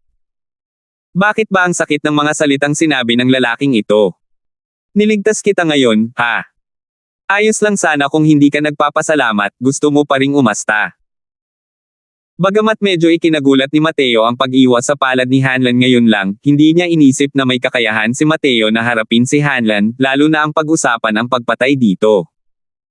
Kapag nagyayabang, kahit papaano ay gumawa ka ng draft, ha? Ngumisi si Hanlan at sinabing, "Ganoon ba? Nakatayo lang ako rito, halika't patayin mo ako kung may kakayahan ka. Gusto talaga kitang patayin." Isang malamig na liwanag ang sumilay sa mga mata ni Mateo at malamig niyang sinabi, "Gusto mo ba talagang patayin kita?" Hindi nakapagsalita si Queenie. Pinutol niya si Mateo at sinabi, "Sige, Hanlan, umalis ka na. Magkaklase kami ngayon. Kung hindi ko man lang siya mailabas, makakasama ito sa reputasyon ko. Ano man ang sama ng loob ninyo, mag-usap kayo ulit sa hinaharap. Pero ngayon, hindi pwede." Napasinghap si Hanlan nang marinig iyon. Itinuro niya si Mateo at sinabing, "Sige, hahayaan ko pang mabuhay ang baliw na ito ng kaunti pa. Pagkatapos ng isang buwan, tiyak na kukunin ko ang buhay mo." Pagkatapos magsalita, gumalaw ang figure ni Hanlan at naglaho. Lumingon si Queenie at tumingin kay Mateo nang may inis habang sinasabi, "Mamamatay ka ba kung hindi ka magyayabang? Base sa lakas mo, kaya mo ba siyang patayin?" Ngumiti lang si Mateo at hindi na nagpaliwanag pa. Ngunit ang eksenang ito ay mas lalong nagpapatunay ng pagkakasala sa mga mata ni Queenie. Ang lalaking ito ay malinaw na nagtatago sa likuran niya, nagpapakita ng matapang na pag-uugali. Walang nasabi sa daan. Labis ang galit ni Queenie kay Mateo at natural lamang na hindi niya ito maabala pang kilalanin. Natural lang na ayaw ni Mateo na tumanggi, kaya hindi rin siya nagkusa na magsalita. Kahit si Queenie mismo ay hindi maintindihan kung bakit siya kikilos para iligtas si Mateo ng araw na iyon. Pagkatapos noon, habang nasa daan, nang makasalubong ang makapangyarihang mababanggas na halimaw, si Queenie pa rin ang kumikilos para paksain ang mga ito. Pero sigurado si Queenie na may lakas nga si Mateo para tumalon sa mga kaharian at lumaban. Mga ordinaryong bagong ascended late stage rank 4 na mababanggas halimaw, kaya niya silang lutesin. At ito rin ang labis niyang ikinagulat. Dahil sa talento ni Queenie, natural lang na hindi problema ang pagtalon sa mga realm at pakikipaglaban. Pero noong siya ay 5th Firmament Divine Lord, ang pagharap sa isang peak 6th Firmament Divine Lord ay ang kanyang limitasyon na. Imposibleng matalo niya ang isang 7th Firmament Divine Lord. Pero malinaw na taglay ni Mateo ang ganitong lakas. Hindi nakakapagtaka na napakamayabang ng lalaking ito. Ha! May kuweba rito, baka may mababanggas na halimaw sa loob. Masayang sabi ni Queenie. Sa daan, hindi maituturing na marami ang mababanggas na halimaw na kanilang nakasalubong. At ang 2 taong bumubuo ng isang pangkat ay nangangailangan ng mas maraming malalangit na kristal ng demonyo. Kaya naman, iyon ang dahilan kung bakit tuwang-tuwa si Queenie na makahanap ng lugar kung saan maaaring may mababanggas na hayop. Alinman sa dalawa, siya ay matapang na may kahangahangang mga kasanayan at hindi rin natatakot sa mababanggas na hayop. Tumanggaw si Mateo at sinabing, "Pumasok ka at tingnan mo kung gayon." Hindi nagtagal ang paglalakad ng 2 tao nang lumitaw sa liwanag ng paningin nila ang 3 matang parang kampana na tanso. Umungol. Isang malakas na dagandong na nakakayanig sa lupa ang umalangaw-ngaw, na nagpagulat sa puso ng 2 tao. Nagbago ang ekspresyon ni Queenie at napasigaw siya sa gulat, isa itong 3-eyed jade bristle beast. Sa aura na ito, muntik na itong makapasok sa ranggo 5. Dali, tumakbo ka na. Pagkatapos magsalita, tumalon ang figure ni Queenie, mabilis na tumakbo patungo sa pasukan ng kuweba. 1787. Sa dilim, isang itim na figure ang mabilis na sumugod, sa isang kisap mata ay naabutan ang 2. Alam ni Queenie na hindi siya makakatakas at ang magagawa na lamang niya ay lumingon at harapin ito. Tumakas ka na dali. Ako na ang bahala sa kanya. Mapangakit na tahol ni Queenie. Hindi nakatakas si Mateo ngunit tumingin kay Queenie nang may pagtataka. Isasakripisyo ba talaga ng babaeng ito ang sarili niya para iligtas ang iba? Sa oras na ito, dahil sa galit ni Queenie sa kanya, hindi ba dapat ay iwan na lang siya para pakainin ang bibig ng tigre, at pagkatapos ay tumakas ng mag-isa? Malakas ang lakas ni Queenie. Walang habas na nagkalat ang mga batas ng sword daw sa loob ng kuweba. Ngunit, sa pagharap sa makapangyarihang Three-Eyed Jade Bristlebeast, mas mahina pa rin siya ng higit pa sa isang magnitude. Sa ilalim ng malakas na impact ng mabangis na halimaw, ang maayos na estilo ni Queenie ay mabilis na nag-ulo. Biglang nagliwanag ang ikatlong mata ng Three-Eyed Jade Bristlebeast, at naglabas ng isang nakakatakot na sinag. Nagbago ang ekspresyon ni Queenie, huli na ang lahat para iwasan ito. Dapat nakatakas na ang lalaking iyon, di ba? May problema siguro sa ulo ko, bakit ko pa siya iiwasan para iligtas? Ito ang huling naisip ni Queenie bago siya nawala ng malay. Putok. Ang sinag ng liwanag na iyon ay direktang tumama kay Queenie. Lumipad patras ang katawan ni Queenie, bumagsak ng mabigat sa lupa, walang malay sa mundo. Umungol. Nang talunin si Queenie, muling nagpakawala ng isang nakakapangilabot na ungol ang Three-Eyed Jade Bristlebeast. Para bang ipinapahayag nito ang kanyang lakas. Dahan-dahan siyang naglakad papunta kay Mateo. Halos dinudurog ng malakas na aura si Mateo. Hindi siya pinansin ni Mateo, dahan-daang naglakad papunta sa tabi ni Queenie, binuhat ito, at naglakad palabas ng kuweba. Umugang, umungol. Halatang galit na galit kay Mateo ang Three-Eyed Jade Bristlebeast. Hindi talaga siya pinansin ng maliit na taong ito.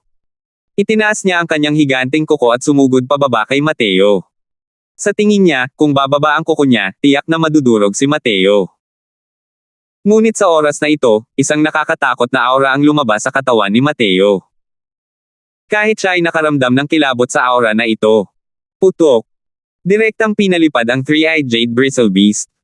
Dahan-daang iminulat ni Queenie ang dalawang mata, naging malinaw ang lahat sa harap niya. Hindi pa ako patay. Tumingin si Queenie sa paligid, walang tao, at wala ring anino ng Three-Eyed Jade Bristlebeast. Sino ang nagligtas sa akin? Maaari kayang dumaan lang dito ang makapangyarihang nilalang ng Shadow Moon Sect. Magaling na ba ang lahat ng mga pinsala ko? Puno ng pagdududa si Queenie. Malinaw niyang naalala na tinamaan siya ng husto ng Three-Eyed Jade Bristlebeast, at malala ang kanyang mga pinsala. Pero ngayon, hindi lang siya nailigtas, gumaling pa ang mga pinsala niya. Siyempre ako ang nagligtas sa iyo. Hindi mo naman siguro iisipin na may lilito na tagapagligtas, di ba? Isang boses ang umalangaw-ngaw. Lumabas ang figure ni Mateo mula sa kuweba sa hindi kalayuan. Bahagyang natigilan si Queenie. Hindi ba talaga tumakas ang lalaking ito? O baka man pagkatapos niyang tumakas ay bumalik siyang muli? Siyempre, tungkol sa salaysay ni Mateo, hindi siya maniniwala kahit nabugbugin hanggang mamatay. Ikaw lang. Kayang-kaya kang durugan ng Three-Eyed Jade Bristlebeast gamit ang isang kuko lang, gusto mo pa rin akong iligtas mula sa mga kamay niya. Mapanghamak na sabi ni Queenie. Ngumiti si Mateo at sinabing, kung hindi, sino pa sa tingin mo ang makakapagligtas sa iyo? Malamig na ngumiti si Queenie at sinabing, syempre, ito ang makapangyarihang kapangyarihan ng Shadow Moon Sect. Inaangkin mo ang papuri ng iba, umaasa kang mapapasigla ako, pagkatapos ay mapapasaya ako, di ba? Masyado kang nag-iisip. Natigilan si Mateo nang marinig iyon. Please, ikaw pala ang masyadong nag-iisip, ha? Pero dahil ganoon ang iniisip ni Queenie, hindi rin siya nag-abalang magpaliwanag, at casual na naghagis ng ilang prutas sa harap ni Queenie. Nagbago ang ekspresyon ni Queenie at sinabi niya, ito. Ito ang mga jade citron fruits. Malamig na sabi ni Mateo, natural lang na maganda ang proteksyon ng Three-Eyed Jade Bristlebeast. Magkakasama tayo, sa inyo ang iilang ito, huwag mong sabihing hindi ako naghahati ng kita. Tumingin si Queenie kay Mateo at hindi niya napigil ang mabigla nang sabihin niya, ikaw. Nakalusot ka ba? Natuklasan niya sa kanyang pagkamangha na ang aura ni Mateo ay lalong lumakas. Sa isang iglap ay naabot niya ang Sixth Firmament Divine Lord habang siya ay walang malay. Matagal nang naabot ng kaharian ni Mateo ang tugatog ng Fifth Firmament Divine Lord. Ang pagkatagpo ng mga jade citron fruits na ito sa oras na ito, natural lamang na naabot ang inaasahan. Sa pananaw lang ni Queenie, medyo casual din ang tagumpay na ito. Kahit makuha ng isang tao ang jade citron fruit, hindi rin nila ito agad magagawang lakas. Ang mga jade citron fruits ay nagtataglay ng napakalaking espiritual na enerhiya. Mas malakas pa ito kaysa sa mga nakapagpapagaling na epekto ng ilang mga tabletang panggamot. Kung kakainin ng sobra, hindi ito matutunaw ng martial artist. Kahit na malapit nang makalusot ang isa, kailangan din nilang matiyagang magtago upang unti-unting mapino bago ito maging lakas. Pero hindi naman dapat masyadong matagal mula noong nakoma siya hanggang ngayon, di ba? Ito. Nasira ng ganito. Paano niya nalaman na pagkatapos makuha ni Mateo ang jade citron fruits, direkta niya itong kinain na parang prutas? Dahil sa pagiging mapang-ipong ng Chaos Heaven Span Cannon, natural itong pino, at nagtagpo sa isang banal na vortex. Pinuhin mo muna ang mga jade citron fruits. Sa ganitong paraan, dapat ay makapasok ka sa Peak 9 Firmament Divine Lord Realm, malamig na sabi ni Mateo. Pakiramdam ni Queenie ay medyo madrama ito. Nang makasalubong niya ang Three-Eyed Jade Bristle Beast, inakala pa niya na patay na siya. Sino ang mag-aakala na sa isang kisap mata, hindi lang siya namatay, kundi maaari pang tumaas ang lakas niya. Pinigilan ni Queenie ang kanyang emosyon at sinimulang pinuhin ang mga jade citron fruits. Pagkalipas ng ilang araw, dahan-daang iminulat ni Queenie ang dalawang mata, ang kanyang mga titig ay nagpapakita ng pananabik. Matapos niyang pinuhin ang isang jade citron fruit, ang kanyang lakas ay nakaabot na sa pinakamataas na antas ng 9th Firmament Divine Lord. Sa muling pagharap kay Hanlon sa oras na ito, lubos ang kumpiyansa ni Queenie na matatalo ang kabilang panig. Sok-sok, karapat-dapat ngang maging isang maipagmamalaking anak ng langit. Ang epekto mo sa pagpino ng jade citron fruit ay mas maganda pa kaysa sa inaasahan ko, papuri ni Mateo. Halos kayang tapatan na ng talento ni Queenie ang kay Maxine. Sa kawalan ng laman na ito, isa siyang tunay na henyo. Kahit si Hanlon ay hindi nila kayang banggitin ng sabay-sabay kasama si Queenie. Kung tutuusin, mas matanda ang kanilang edad kaysa kay Queenie. May pagmamalaking tingin si Queenie at malamig na sinabi, syempre naman. Kailangan kong makuha ang puwang ng Bamboo Grove Holy Temple. Ngumiti si Mateo at sinabing, pagdating ng panahon, magiging kalaban tayo. Medyo nagulat na tumingin si Queenie kay Mateo at sinabing, gusto mo ring sumali sa Bamboo Grove Martial Conclave. Tumigil ka na sa pagbibiro, hindi mo iisipin na wala kang talo sa ilalim ng kalangitan matapos mong makalusot sa pagiging isang 6th Firmament Divine Lord, tama ba? Ngumiti at umiling si Mateo habang sinasabing, kayong lahat ba, mga henyong ito, ay laging nagmamataas. Mahigit 200 taon pa bago ang Bamboo Grove Martial Conclave. Hindi pa rin alam kung sino ang magtatagumpay. Ngunit mahinahong sinabi ni Queenie, sa loob ng mahigit 200 taon, para sa mga taong katulad mo, maaari ka lamang umangat upang maging isang 9th Firmament Divine Lord. Kahit na ikaw ay may pambihirang talento, wala ring kahit kaunting pag-asa na makarating sa half-step celestial deity. Tumawa si Mateo nang may pag-aalinlangan at sinabing, wala nang saysay na magsabi pa sa ngayon. Maghintay na lang tayo at tingnan natin. Itinuring din ni Queenie ang kanyang sarili na mahalaga at hindi nakipagtalo. Sa halip, tinanong niya, wala nang gaanong natitirang isang buwan. Ang mga kristal ng demonyong nasa langit na nasa ating mga kamay ay hindi maituturing na marami. Medyo nakakaabala na ngayon. Ngumiti si Mateo at sinabing, hindi mo kailangang mag-alala tungkol dito. May darating at maghahatid sa atin ng mga kristal ng demonyong langit. 1788. Narinig niyo ba?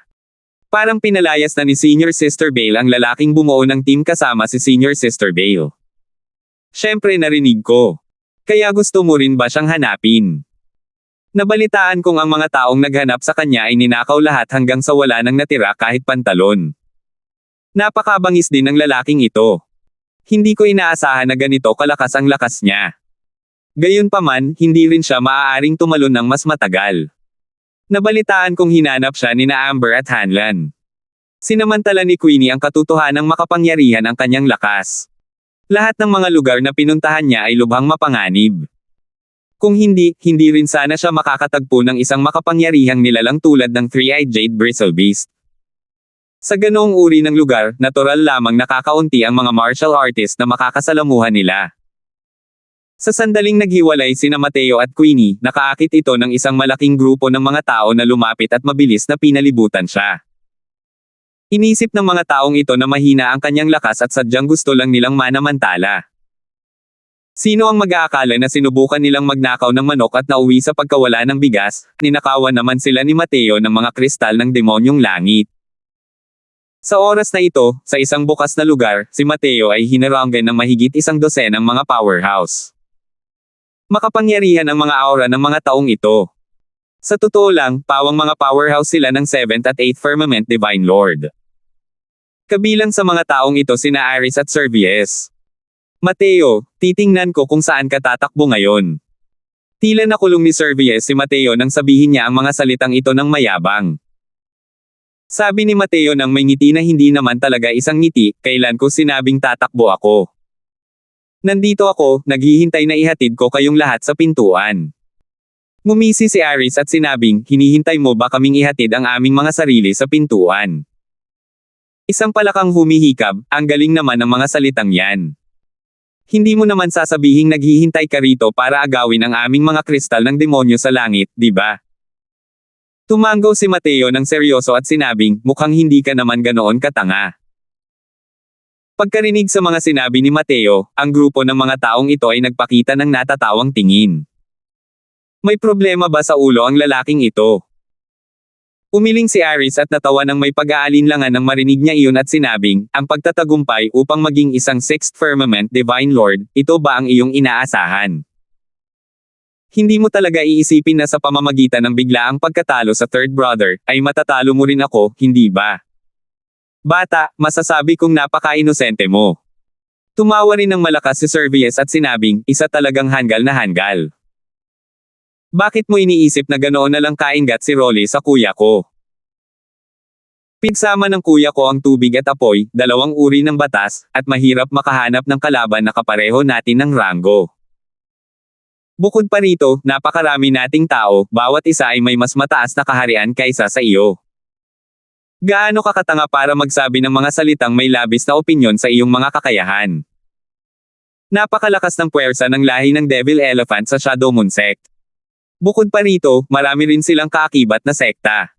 Ang mga taong ito ay pawang mga piling tao ng lahi ng Devil Elephant. Sa mahigit 12 ng taong ito, marami pang ang mga 8th Firmament Divine Lords. Nagkibit balikat si Mateo at sinabing walang pakialam, ganoon ba? Kung gayon, sama-sama kayong susugod, hayaan ninyong masaksihan ko ang inyong lakas. Isang kamay lang ang gagamitin ko, sana ay hindi ninyo ako masyadong mabaygo. Pagkatapos magsalita, inilagay ni Mateo ang kaliwang kamay sa likuran niya na may napaka-proud na tingin. Gulat na gulat ang mga disipulo ng angkan ng mga Devil Elephant. Baliw talaga ang lalaking ito. Isang kamay lang ang humaharap sa napakaraming tao. Kahit si Amber Duan na tatlo ay hindi rin nang ahas na maging mayabang, tama ba? Hahaha, gustong masaksihan ng henyong si Mateo ang lakas naming mga baguhan. Huwag kayong maging magalang. Ingatan ninyo siyang mabuti. Kahanga-hanga siya, kaya hindi natin siya dapat biguan. Magpakatatag kayong lahat. Tumawa ng malakas si Aris at sinabing. Nang marinig iyon ng lahat, agad silang nagpakawala ng sunod-sunod na malalakas na tawanan. Ang lalaking ito, hindi malakas, pero ang tono niya ay mas malakas pa kaysa sa langit. Ito ay tinatawag na pagkakaroon ng ambisyon na mas mataas pa sa langit, ngunit ang buhay ay mas manipis pa sa papel, hindi ba? Haha. Lahat kayo, magdahan-dahan lang kayo, paluwagin nyo ng mabuti ang mga buto at kasukasuan niya. Kung bigla siyang mabugbog hanggang mamatay, hindi iyon magiging masaya. Marangyang ikinumpas ni Aris ang kanyang kamay, ang mga disipulo ng lahi ng Devil Elephant ay pawang may nakakagulat na momentum, bawat isa ay nagpapakita ng kanilang mga kakayahan at sumugod patungo kay Mateo. Swoosh! Swoosh! Swoosh! Sabay-sabay na dumating ang ilang figure, puro mga ilaw ng talon at mga imahe ng espada ang nakapalibot kay Mateo. Gayunpaman, si Mateo ay kasing tatag ng bundok tay. Bigla na lang, parang ahas na espiritu ang lumabas sa kanang kamay ni Mateo, direktang sinunggaban ang disipulong sumugod palapit. Pumutok. Ang palso ng disipulong iyon ay direktang nabali ni Mateo, ang kanyang sandata ay bumagsak sa lupa kasabay ng isang kalabog. Habang ang mga mabilis na pag-atake ng ibang tao ay mabilis na sumasayaw sa paligid ni Mateo, ngunit wala ni isa ang tumama kay Mateo. Hampas. Sinampal ni Mateo ang isa pang disipulo gamit ang isang backhand, diretsyong ibinato ito sa mukha, na agad nitong pinalipad palayo ng ilang libong talampakan ang layo. Ang kasalukuyang Mateo ay gumamit na ng batas pangkalawakan sa isang transcendent na antas. Para sa mga ordinaryong atake na gustong tumama sa kanya, mas mahirap pa iyon kaysa sa pag-akyat sa langit. Maliban na lang kung ang kanilang lakas ay mas malakas kaysa sa kanya, kung gayon ay maaari nilang gamitin ang kapangyarihang pandaigdig upang supulan ang batas pangkalawakan. Kung hindi, ang kahihinatnan lamang ay ang pagiging inabuso. Ang mga disipulo ng lahing Devil Elephant na ito ay halos 7th Firmament Divine Lord. Kung pag-uusapan ng realm, mas malakas lang sila ng kaunti kay Mateo. Ngunit ang kapal ng banal na asensya ni Mateo ay mas malakas kaysa sa mga Divine Lord ng 7th Firmament. Napakalaking mga batas, napakalaki na cultivation realm, isa itong labanang hindi magkatugma. Doon lamang nito nakita ang mga malungkot na sigaw na umalangaw-ngaw, dahilan upang maging mainitin ang ekspresyon ng dalawang tao na sina Aris at Servius. Batas pangkalawakan. Batas pangkalawakan yan. Hindi nakakapagtaka na ang lalaking ito ay naglakas loob na maging arrogant. Lumalabas na naiintindihan niya pala ang batas pangkalawakan. Sigaw ni Servius sa gulat. Malungkot ang ekspresyon ni Aris. Ang kapangyarihan ni Mateo ay higit pa sa kanilang inaakala. Sama-samang pag-atake. Malamig na sigaw ni Aris, habang ang figure ay mabilis na nagpapaputok. Nagbago rin ang ekspresyon ni Servius, at sumunod siya ng malapitan. Kambal na dragon na nagdere ng perlas. Sining ng espada na mabilis na hangin. Sa mga taong ito, malinaw na sina Aris at Servius ang pinakamalakas. Ang pagdaragdag sa kanilang dalawa ay nagpataas ng malaking hakbang sa kabuoang lakas. Gayunpaman, malamig na tumawa si Mateo, bumuo ng espada gamit ang kanyang daliri, at biglang itinuro. Ang dalawang napakalaking dragon na pinagsama ni Zhao Jian gamit ang kapangyarihan ng tubig at apoy, dalawang makapangyarihang batas, ay direktang nagkalat. Kasunod nito, diniin niya ang dalawang daliri, at direktang itinapat ang espada ni Servius. Para bang tinamaan si Aris ng isang malakas na suntok, bumubuga ng isang bibig na puno ng ambon ng dugo, isang figurang lumilipad paatras. Parang bakal na pliers ang dalawang daliri ni Mateo. Ginamit ni Servius ang lahat ng kanyang lakas, ngunit hindi niya ito mabunot. Ito ba ang kalakasan ng lahi mong Devil Elephant? Nakakadismaya talaga. Umiling si Mateo at bumaantong hininga. Namula ang mukha ni Servius, hindi nakapagtataka kung dahil ba ito sa sobrang lakas na ginamit niya, o dahil kay Mateo. Sa kabuuan, nakakahiya talaga. Dati, sinabi pa nga ni Riley na ang lahi ng mga Devil Elephant ay hindi dapat paglaruan. Ngunit nagpadala sila ng mahigit 100 tao at sa totoo lang ay hindi nila natalo kahit isa sa mga kamay ni Mateo. Ang resultang ito ay tunay na nagpawi sa mga tao dahil sa kahihiyan. Humph! Talagang basura. Sa dinami-daming tao at hindi mo talaga kayang harapin ang isang 6th Firmament Divine Lord. Sa oras na ito, isang malamig na pagsinghot ang narinig, ang mga salita ay puno ng paghamak. Hey! Nauunawaan ng punk na iyon ang spatial law, hindi nakakapagtaka na napaka-arrogant niya. Sa lakas ng mga basurang ito, ang pagkatalo ay nasa tamang landas din, may isa pang boses na narinig. Dalawang figure, isa sa hilaga at isa sa timog, ang dahan-daang lumabas ng kakahuyan. Nang makita ni Aris ang dalawang taong ito, hindi niya maiwasang matuwa ng sobra. Amber. Hanlan. Dumating ang dalawang taong ito, tapos siguradong patay na si Mateo. Kahit na naunawaan ni Mateo ang batas pangkalawakan, pareho pa rin ang resulta. Dahil kasama niya ang numero 1 tao sa angkan ng Devil Elephant, masyadong mahina si Mateo para makipagkompetensya sa kanilang lahat. Tumingin si Hanlan kay Mateo at sinabing may malamig na ngiti, "Punk, naroon si Junior Sister Bale na nagpoprotekta sa iyo noong nakaraan." Sa pagkakataong ito, hindi ka na magiging ganito kaswert. 1789. Bahagyang nanigas ang mga mata ni Amber at sinabi niya sa seryosong boses, Hanlan, ano ang sinabi mo kanina lang? Dahil sa kanilang dalawang kalakasan, natural lang na ayaw nilang makipagtulungan sa iba. Tanging isang mapagmataas na anak ng langit tulad ni Queenie ang makakapagpayukod sa kanila at makapagkusa na bumuo ng isang koponan. Sa makatuwid, hindi alam ni Amber ang engkwentro ni Hanlan. Tumawa ng malamig si Hanlan at ikinwento ang mga pangyayaring naganap kanina. Unti-unting nalungkot ang mukha ni Amber. Umalis ka sa isang tabi. Ang baliw na ito, gusto ko siya. Malamig na sabi ni Amber. Mapanghamak na sabi ni Hanlan, ikaw ang tumakas. Akin ang batang ito. Walang sino man ang pinapayagang agawin siya. Sinabi ni Amber sa seryosong boses, bakit? Gusto mong umatake? Atake ka kung ganoon, sa tingin mo ba natatakot ako sa iyo? Ang dalawang tao, ang presyon mula sa kanilang Ninth Firmament Divine Lords ay pinakawalan, na ikinagulat ng lahat. Nagsalpukan ng mga aura ng dalawang tao sa hangin. Walang sino man ang may magawa sa isa't isa at sila ay talagang pantay ang pagkakapatay. Hindi man lang inilagay ng dalawang taong ito sa kanilang paningin si Mateo, na para bang sa oras na gumawa sila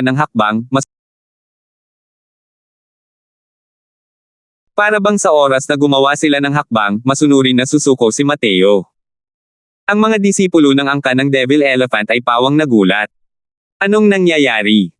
Hindi pa naaayos si Mateo at ang dalawang taong ito ang unang mag-aaway. Hindi ba sila natatakot na tumakas si Mateo? Ngunit nang marinig nila ang mga salita ni Hanlan, pareho rin silang nakaramdam ng hindi makapaniwala. Ang ganyang klaseng Diyosa ni Queenie ay talagang sumabog para kay Mateo, hindi ito kapanipaniwala. Tumigil na kayo sa sobrang ingay, sabay kayong mag-atake, habang ang dalawang tao ay nagkakagulo, mahinahong sabi ni Mateo. Sabay na lumingon ang dalawang tao, at tumingin kay Mateo gamit ang isang nakamamatay na tingin. Punk! Gusto mo talagang mamatay, alam mo ba yon? Tanong ni Hanlan ng may malungkot na ekspresyon.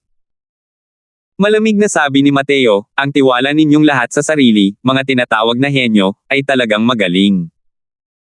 Nagtataka kayo kung saan nanggaling ang tiwala ninyo sa sarili, iniisip ninyo na kaya ninyo akong talunin ng basta-basta. Tumawa ng malamig si Amber at sinabing, malalaman mo rin sa lalong madaling panahon kung saan nanggagaling ang ating kumpiyansa. Bata, nagbago ang isip ko. Gagawin muna kitang pipi, pagkatapos ay aayusin ko ang problema kay Amber. Swoosh! Si Amber ay parang kapareho niya ng pangalan, ang teknik ng paggalaw ay kasing relax at kasing elegante ng isang malayang sisni, at sa isang kisap mata ay nakarating sa harap ni Mateo. Isang natitiklop na pamaypay ang may dalang nakakatakot na kapangyarihan ng batas at humampas patungo sa leeg ni Mateo. Nagulat si Hanlan, hindi inaasahan na magkakaroon ng ganitong pagkukusa ang lalaking ito. Gayunpaman, sumingot lang siya ng malamig at hindi kumilos. Ang isang taong tulad niya ay kasuklam-suklam na apihin gamit ang mga numero. Hindi sapat ang kaunting lakas ni Mateo para magsanib puwersa sila ni Amber laban sa kalaban. Biglang nanikip ang kanyang mga mata at napasigaw siya, pagsasanib ng mga batas. Ito. Paano ito naging posible? Hindi lang siya, lahat ng tao ay tumingin kay Mateo nang may matinding gulat, na may mga tinging hindi makapaniwala. Mabilis si Amber, pero mas mabilis si Mateo kaysa sa kanya. Ang espada ni Mateo ay hinugot na parang bahaghari, ang walang kapantay na bilis at mabangis na espada ay nagtulak kay Amber na mataranta. Habang nagbabanggaan ang dalawang tao, halos napigilan agad ni Mateo si Amber. Paano naisip ni Amber na hindi lang pala naiintindihan ni Mateo ang spatial law, kundi pinag-isa rin niya ang spatial law at ang sword dao law. Ang mga sinag ng liwanag ng espada ay katulad ng karit ng Diyos ng kamatayan, na nagpapabilis sa kanyang tibok ng puso dahil sa pagkabalisa at takot. Bakit ka pa natutulala?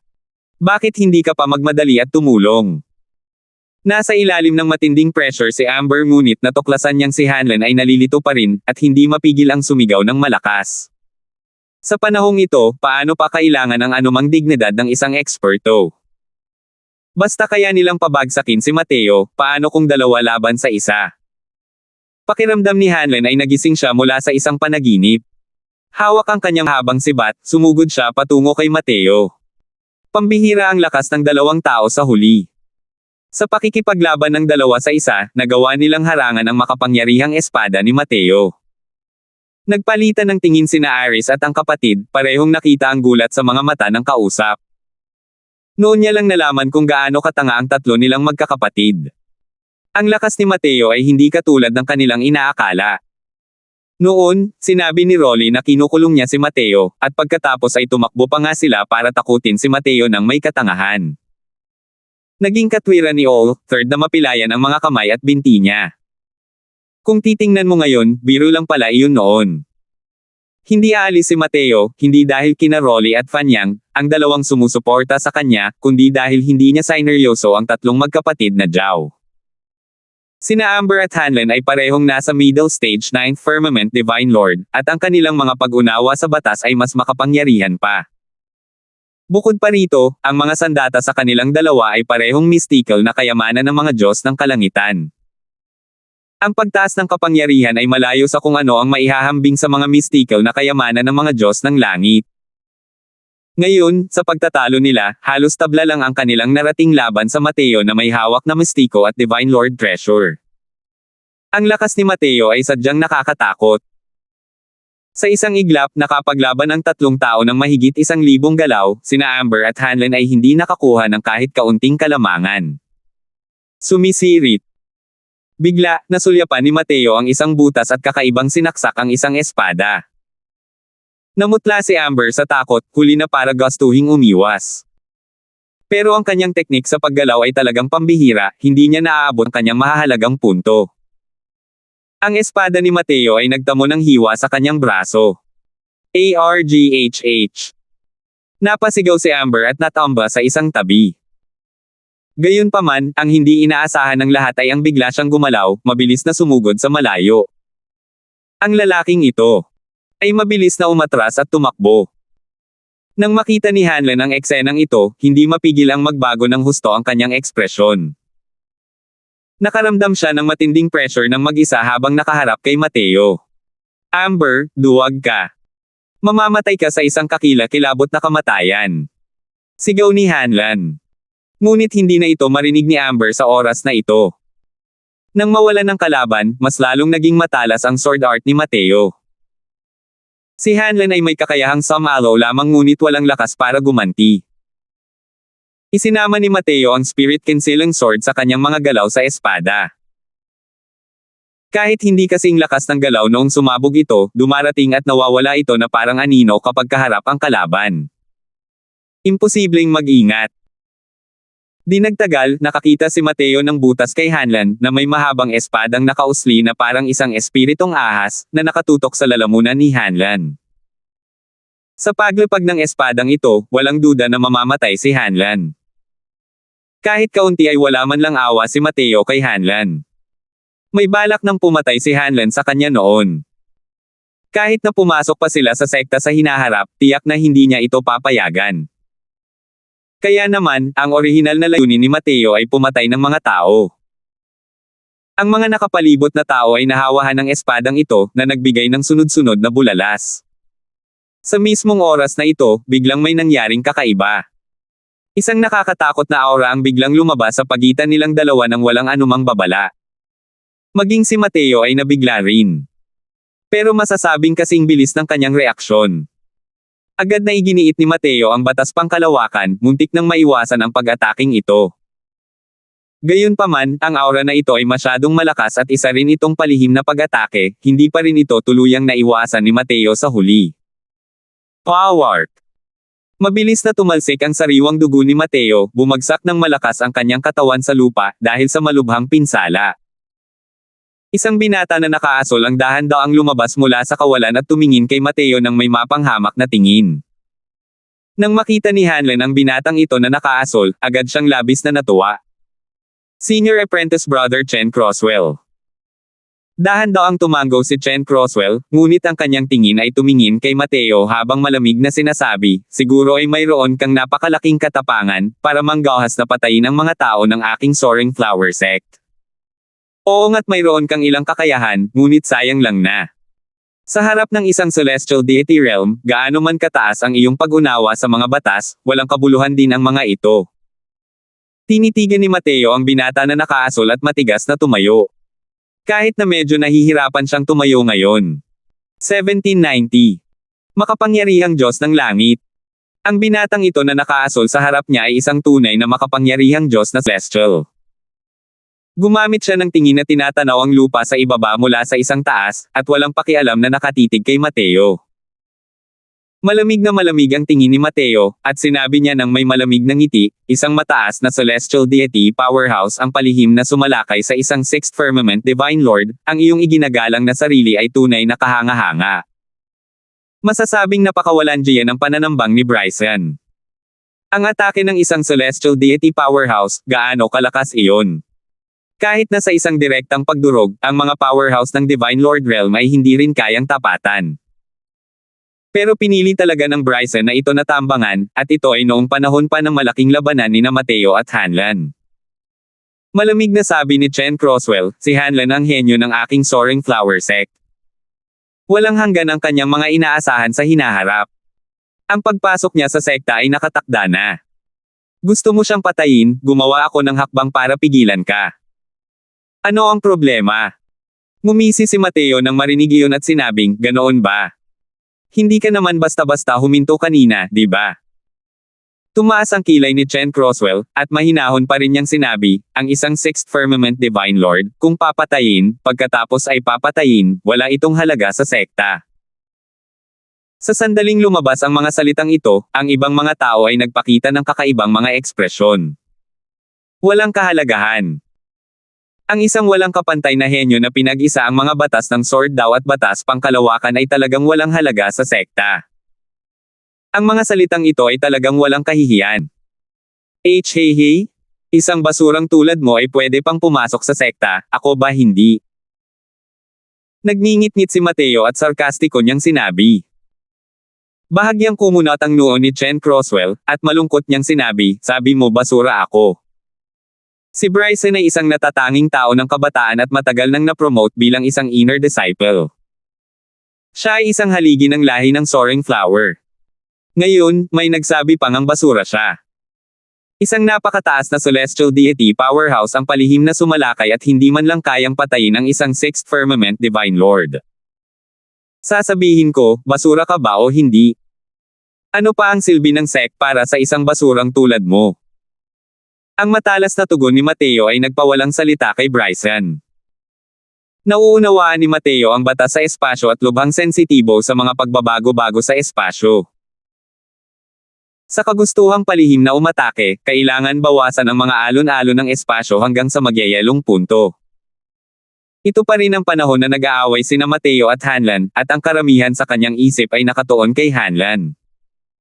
Kung hindi, kung gusto niyang tambangan, magiging imposible talaga iyon. Pero kahit na ganoon, nabigo pa rin siya. Ang pagiging sensitibo ni Mateo sa batas pangkalawakan ay higit pa sa kanyang imahinasyon. Malungkot ang ekspresyon ni Bryson nang sabihin niya sa seryosong boses, buwisit na may dila, pero hindi mahalaga iyon dahil hindi ka na makakapagsalita sa lalong madaling panahon.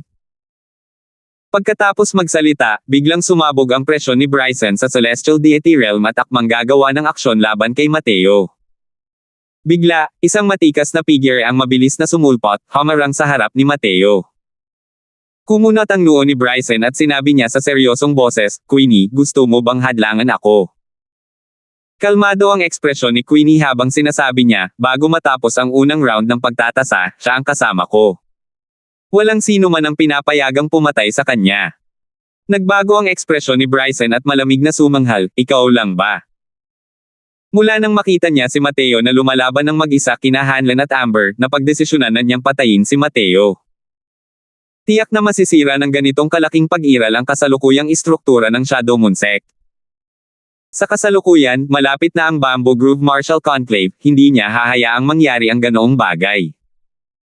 Sa pagsusulit na ito, nagkataong siya ang napiling mamahala sa pangangasiwa at pagprotekta sa mga disipulong ito. Pero hindi niya inaasahan na makakaharap niya ang ganitong pangyayari. Kaya naman, determinado siyang gumawa ng hakbang para tambangan si Mateo. Habang nagsasalita, mas lalong lumakas ang aura ni Bryson. Malaki ang itinaas ng kapangyarihan ni Queenie, ngunit napakahina pa rin nito sa harap ni Bryson. Nalungkot ang mukha ni Mateo, plano niyang hayaan na lang si Dustless na kumilos. Ang masamang espiritong iyon ang kasalukuyang pangunahing tauhan ni Mateo. Sa dayuhang sektang ito, ayaw ni Mateo na mabunyag siya ng maaga, kaya hindi siya agad kumilos. Basta't gagawa ng hakbang si Dustless, madali lang din ang pagpatay kay Bryson.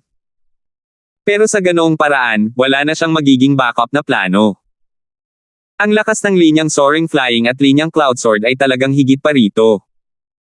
Kapag nalaman na nila ang kanyang trahedya, mas madali para sa kanila na magplano laban sa kanya. Kung titingnan ito ngayon, wala siyang ibang magawa kundi ang kumilos. Biglang kumirot ang puso niya at muling nagtulak kay Dustless na umatras. Hindi kaya ni Bale, paano naman ako? Isang babaeng nakasuot ng martial arts outfit ang dahan-daang lumabas mula sa kawalan, dahilan para mapang-anga si Bryson. Nang sandaling lumitaw ang babaeng ito, alam niyang hindi niya kayang patayin si Mateo ngayon. Ang kanyang hitsura ay hindi maihahambing kay Queenie, ngunit ang kanyang disposisyon ay kahanga-hanga rin. Nagdagdag ng kabayanihan ang grupo ng mga martial arts. Hindi siya mas mahina kay Bryson pagdating sa momentum. Allen, wala akong balak na hawakan si Queenie. Tumabi ka, ang taong gusto kong patayin ay ang batang iyon. Itinuro ni Bryson ang Mateo sa likuran ni Queenie at sinabing. Sinuri ni Allen si Mateo ng may kuryosidad at malamig na sinabi, ang taong gustong protektahan ni Bale ay siya ring taong gustong protektahan ng aking Immortal Abode sect. Kung gusto mo siyang patayin, lampasan mo muna ako. Ikaw. Allen, nakikipagdigma ka ba sa ating lahing Soaring Flower? Tumikim si Allen at sinabing may paghamak, paano kung magsimula ng digmaan? Sinabi mo iyon na parang natatakot sa iyo ang aming Immortal Abode sect. Nagalit si Bryson hanggang sa mamula ang kanyang ekspresyon.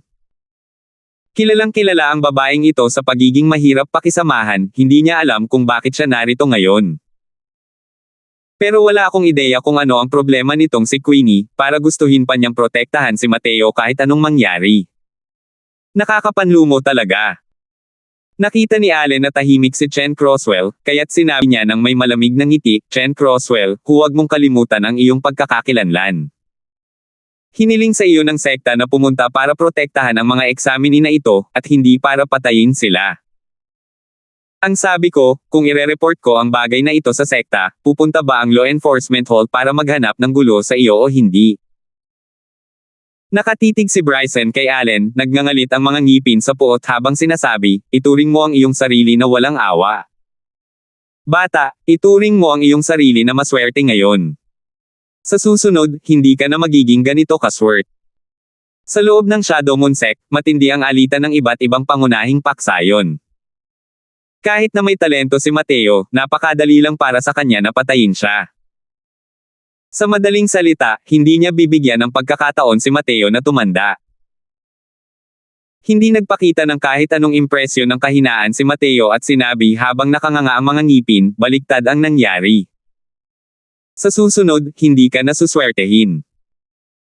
Nagulat si Bryson nang marinig niya iyon at natawa ng may pag-aalinlangan habang sinasabing, haha, sige, hihintayin ko ang susunod.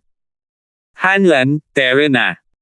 Pagkaalis ni Chen Croswell, nalungkot si Allen at malamig na nagsalita, bakit kayo nagbabato? Iwan ninyo ang mga kristal ng demonyo sa langit, umalis na kayo. Paano pa rin ng ahas na manatili ang mga disipulo ng angkan ng mga dyablo? Bawat isa ay nagtakbuhan palayo. Pagkatapos umalis ng lahat, si Queenie ay nagpakita ng tuwa na parang isang batang babae na nakakita sa kanyang ate. Hinailan niya si Allen at sinabi, Senior Apprentice Sister, dumating ka talaga ng nasa oras. Kung hindi, siguradong patay na ang lalaking ito. Pero nanlamig ang mukha ni Allen at sinabi, ikaw na babae, ayaw mo nang gugustuhin ang buhay mo para sa isang lalaki, baliw ka ba? Namula ang magandang mukha ni Queenie at tumanggi siya, Senior Apprentice Sister, saan mo ito pupuntahan? Siya. Kasama ko lang siya. Ikinuyong din ni Mateo ang kanyang mga kamao at sinabing, Senior Sister Jiang, maraming salamat sa pagtulong. Nagkakamali nga ang Senior Sister. Magkakasama lang kami ni Miss Bale sa pagtatasa na ito. Wala nang iba pa. Nang marinig ito, nakaramdam ng labis na pagkailang ang puso ni Queenie. Hindi talaga maintindihan ng lalaking ito ang relasyon ng lalaki at babae. Nanlamig ang magandang mukha ni Allen, at sinabi niya sa malamig na boses, mabuti na lang at wala. Puro kalokohan, huwag mo akong sisihin sa hindi pagbabala sa iyo. Lumayo ka kay Bale. Kung hindi, mamamatay ka ng napakasama. Salamat po at sinamahan ninyo ako, ingat lagi mga master.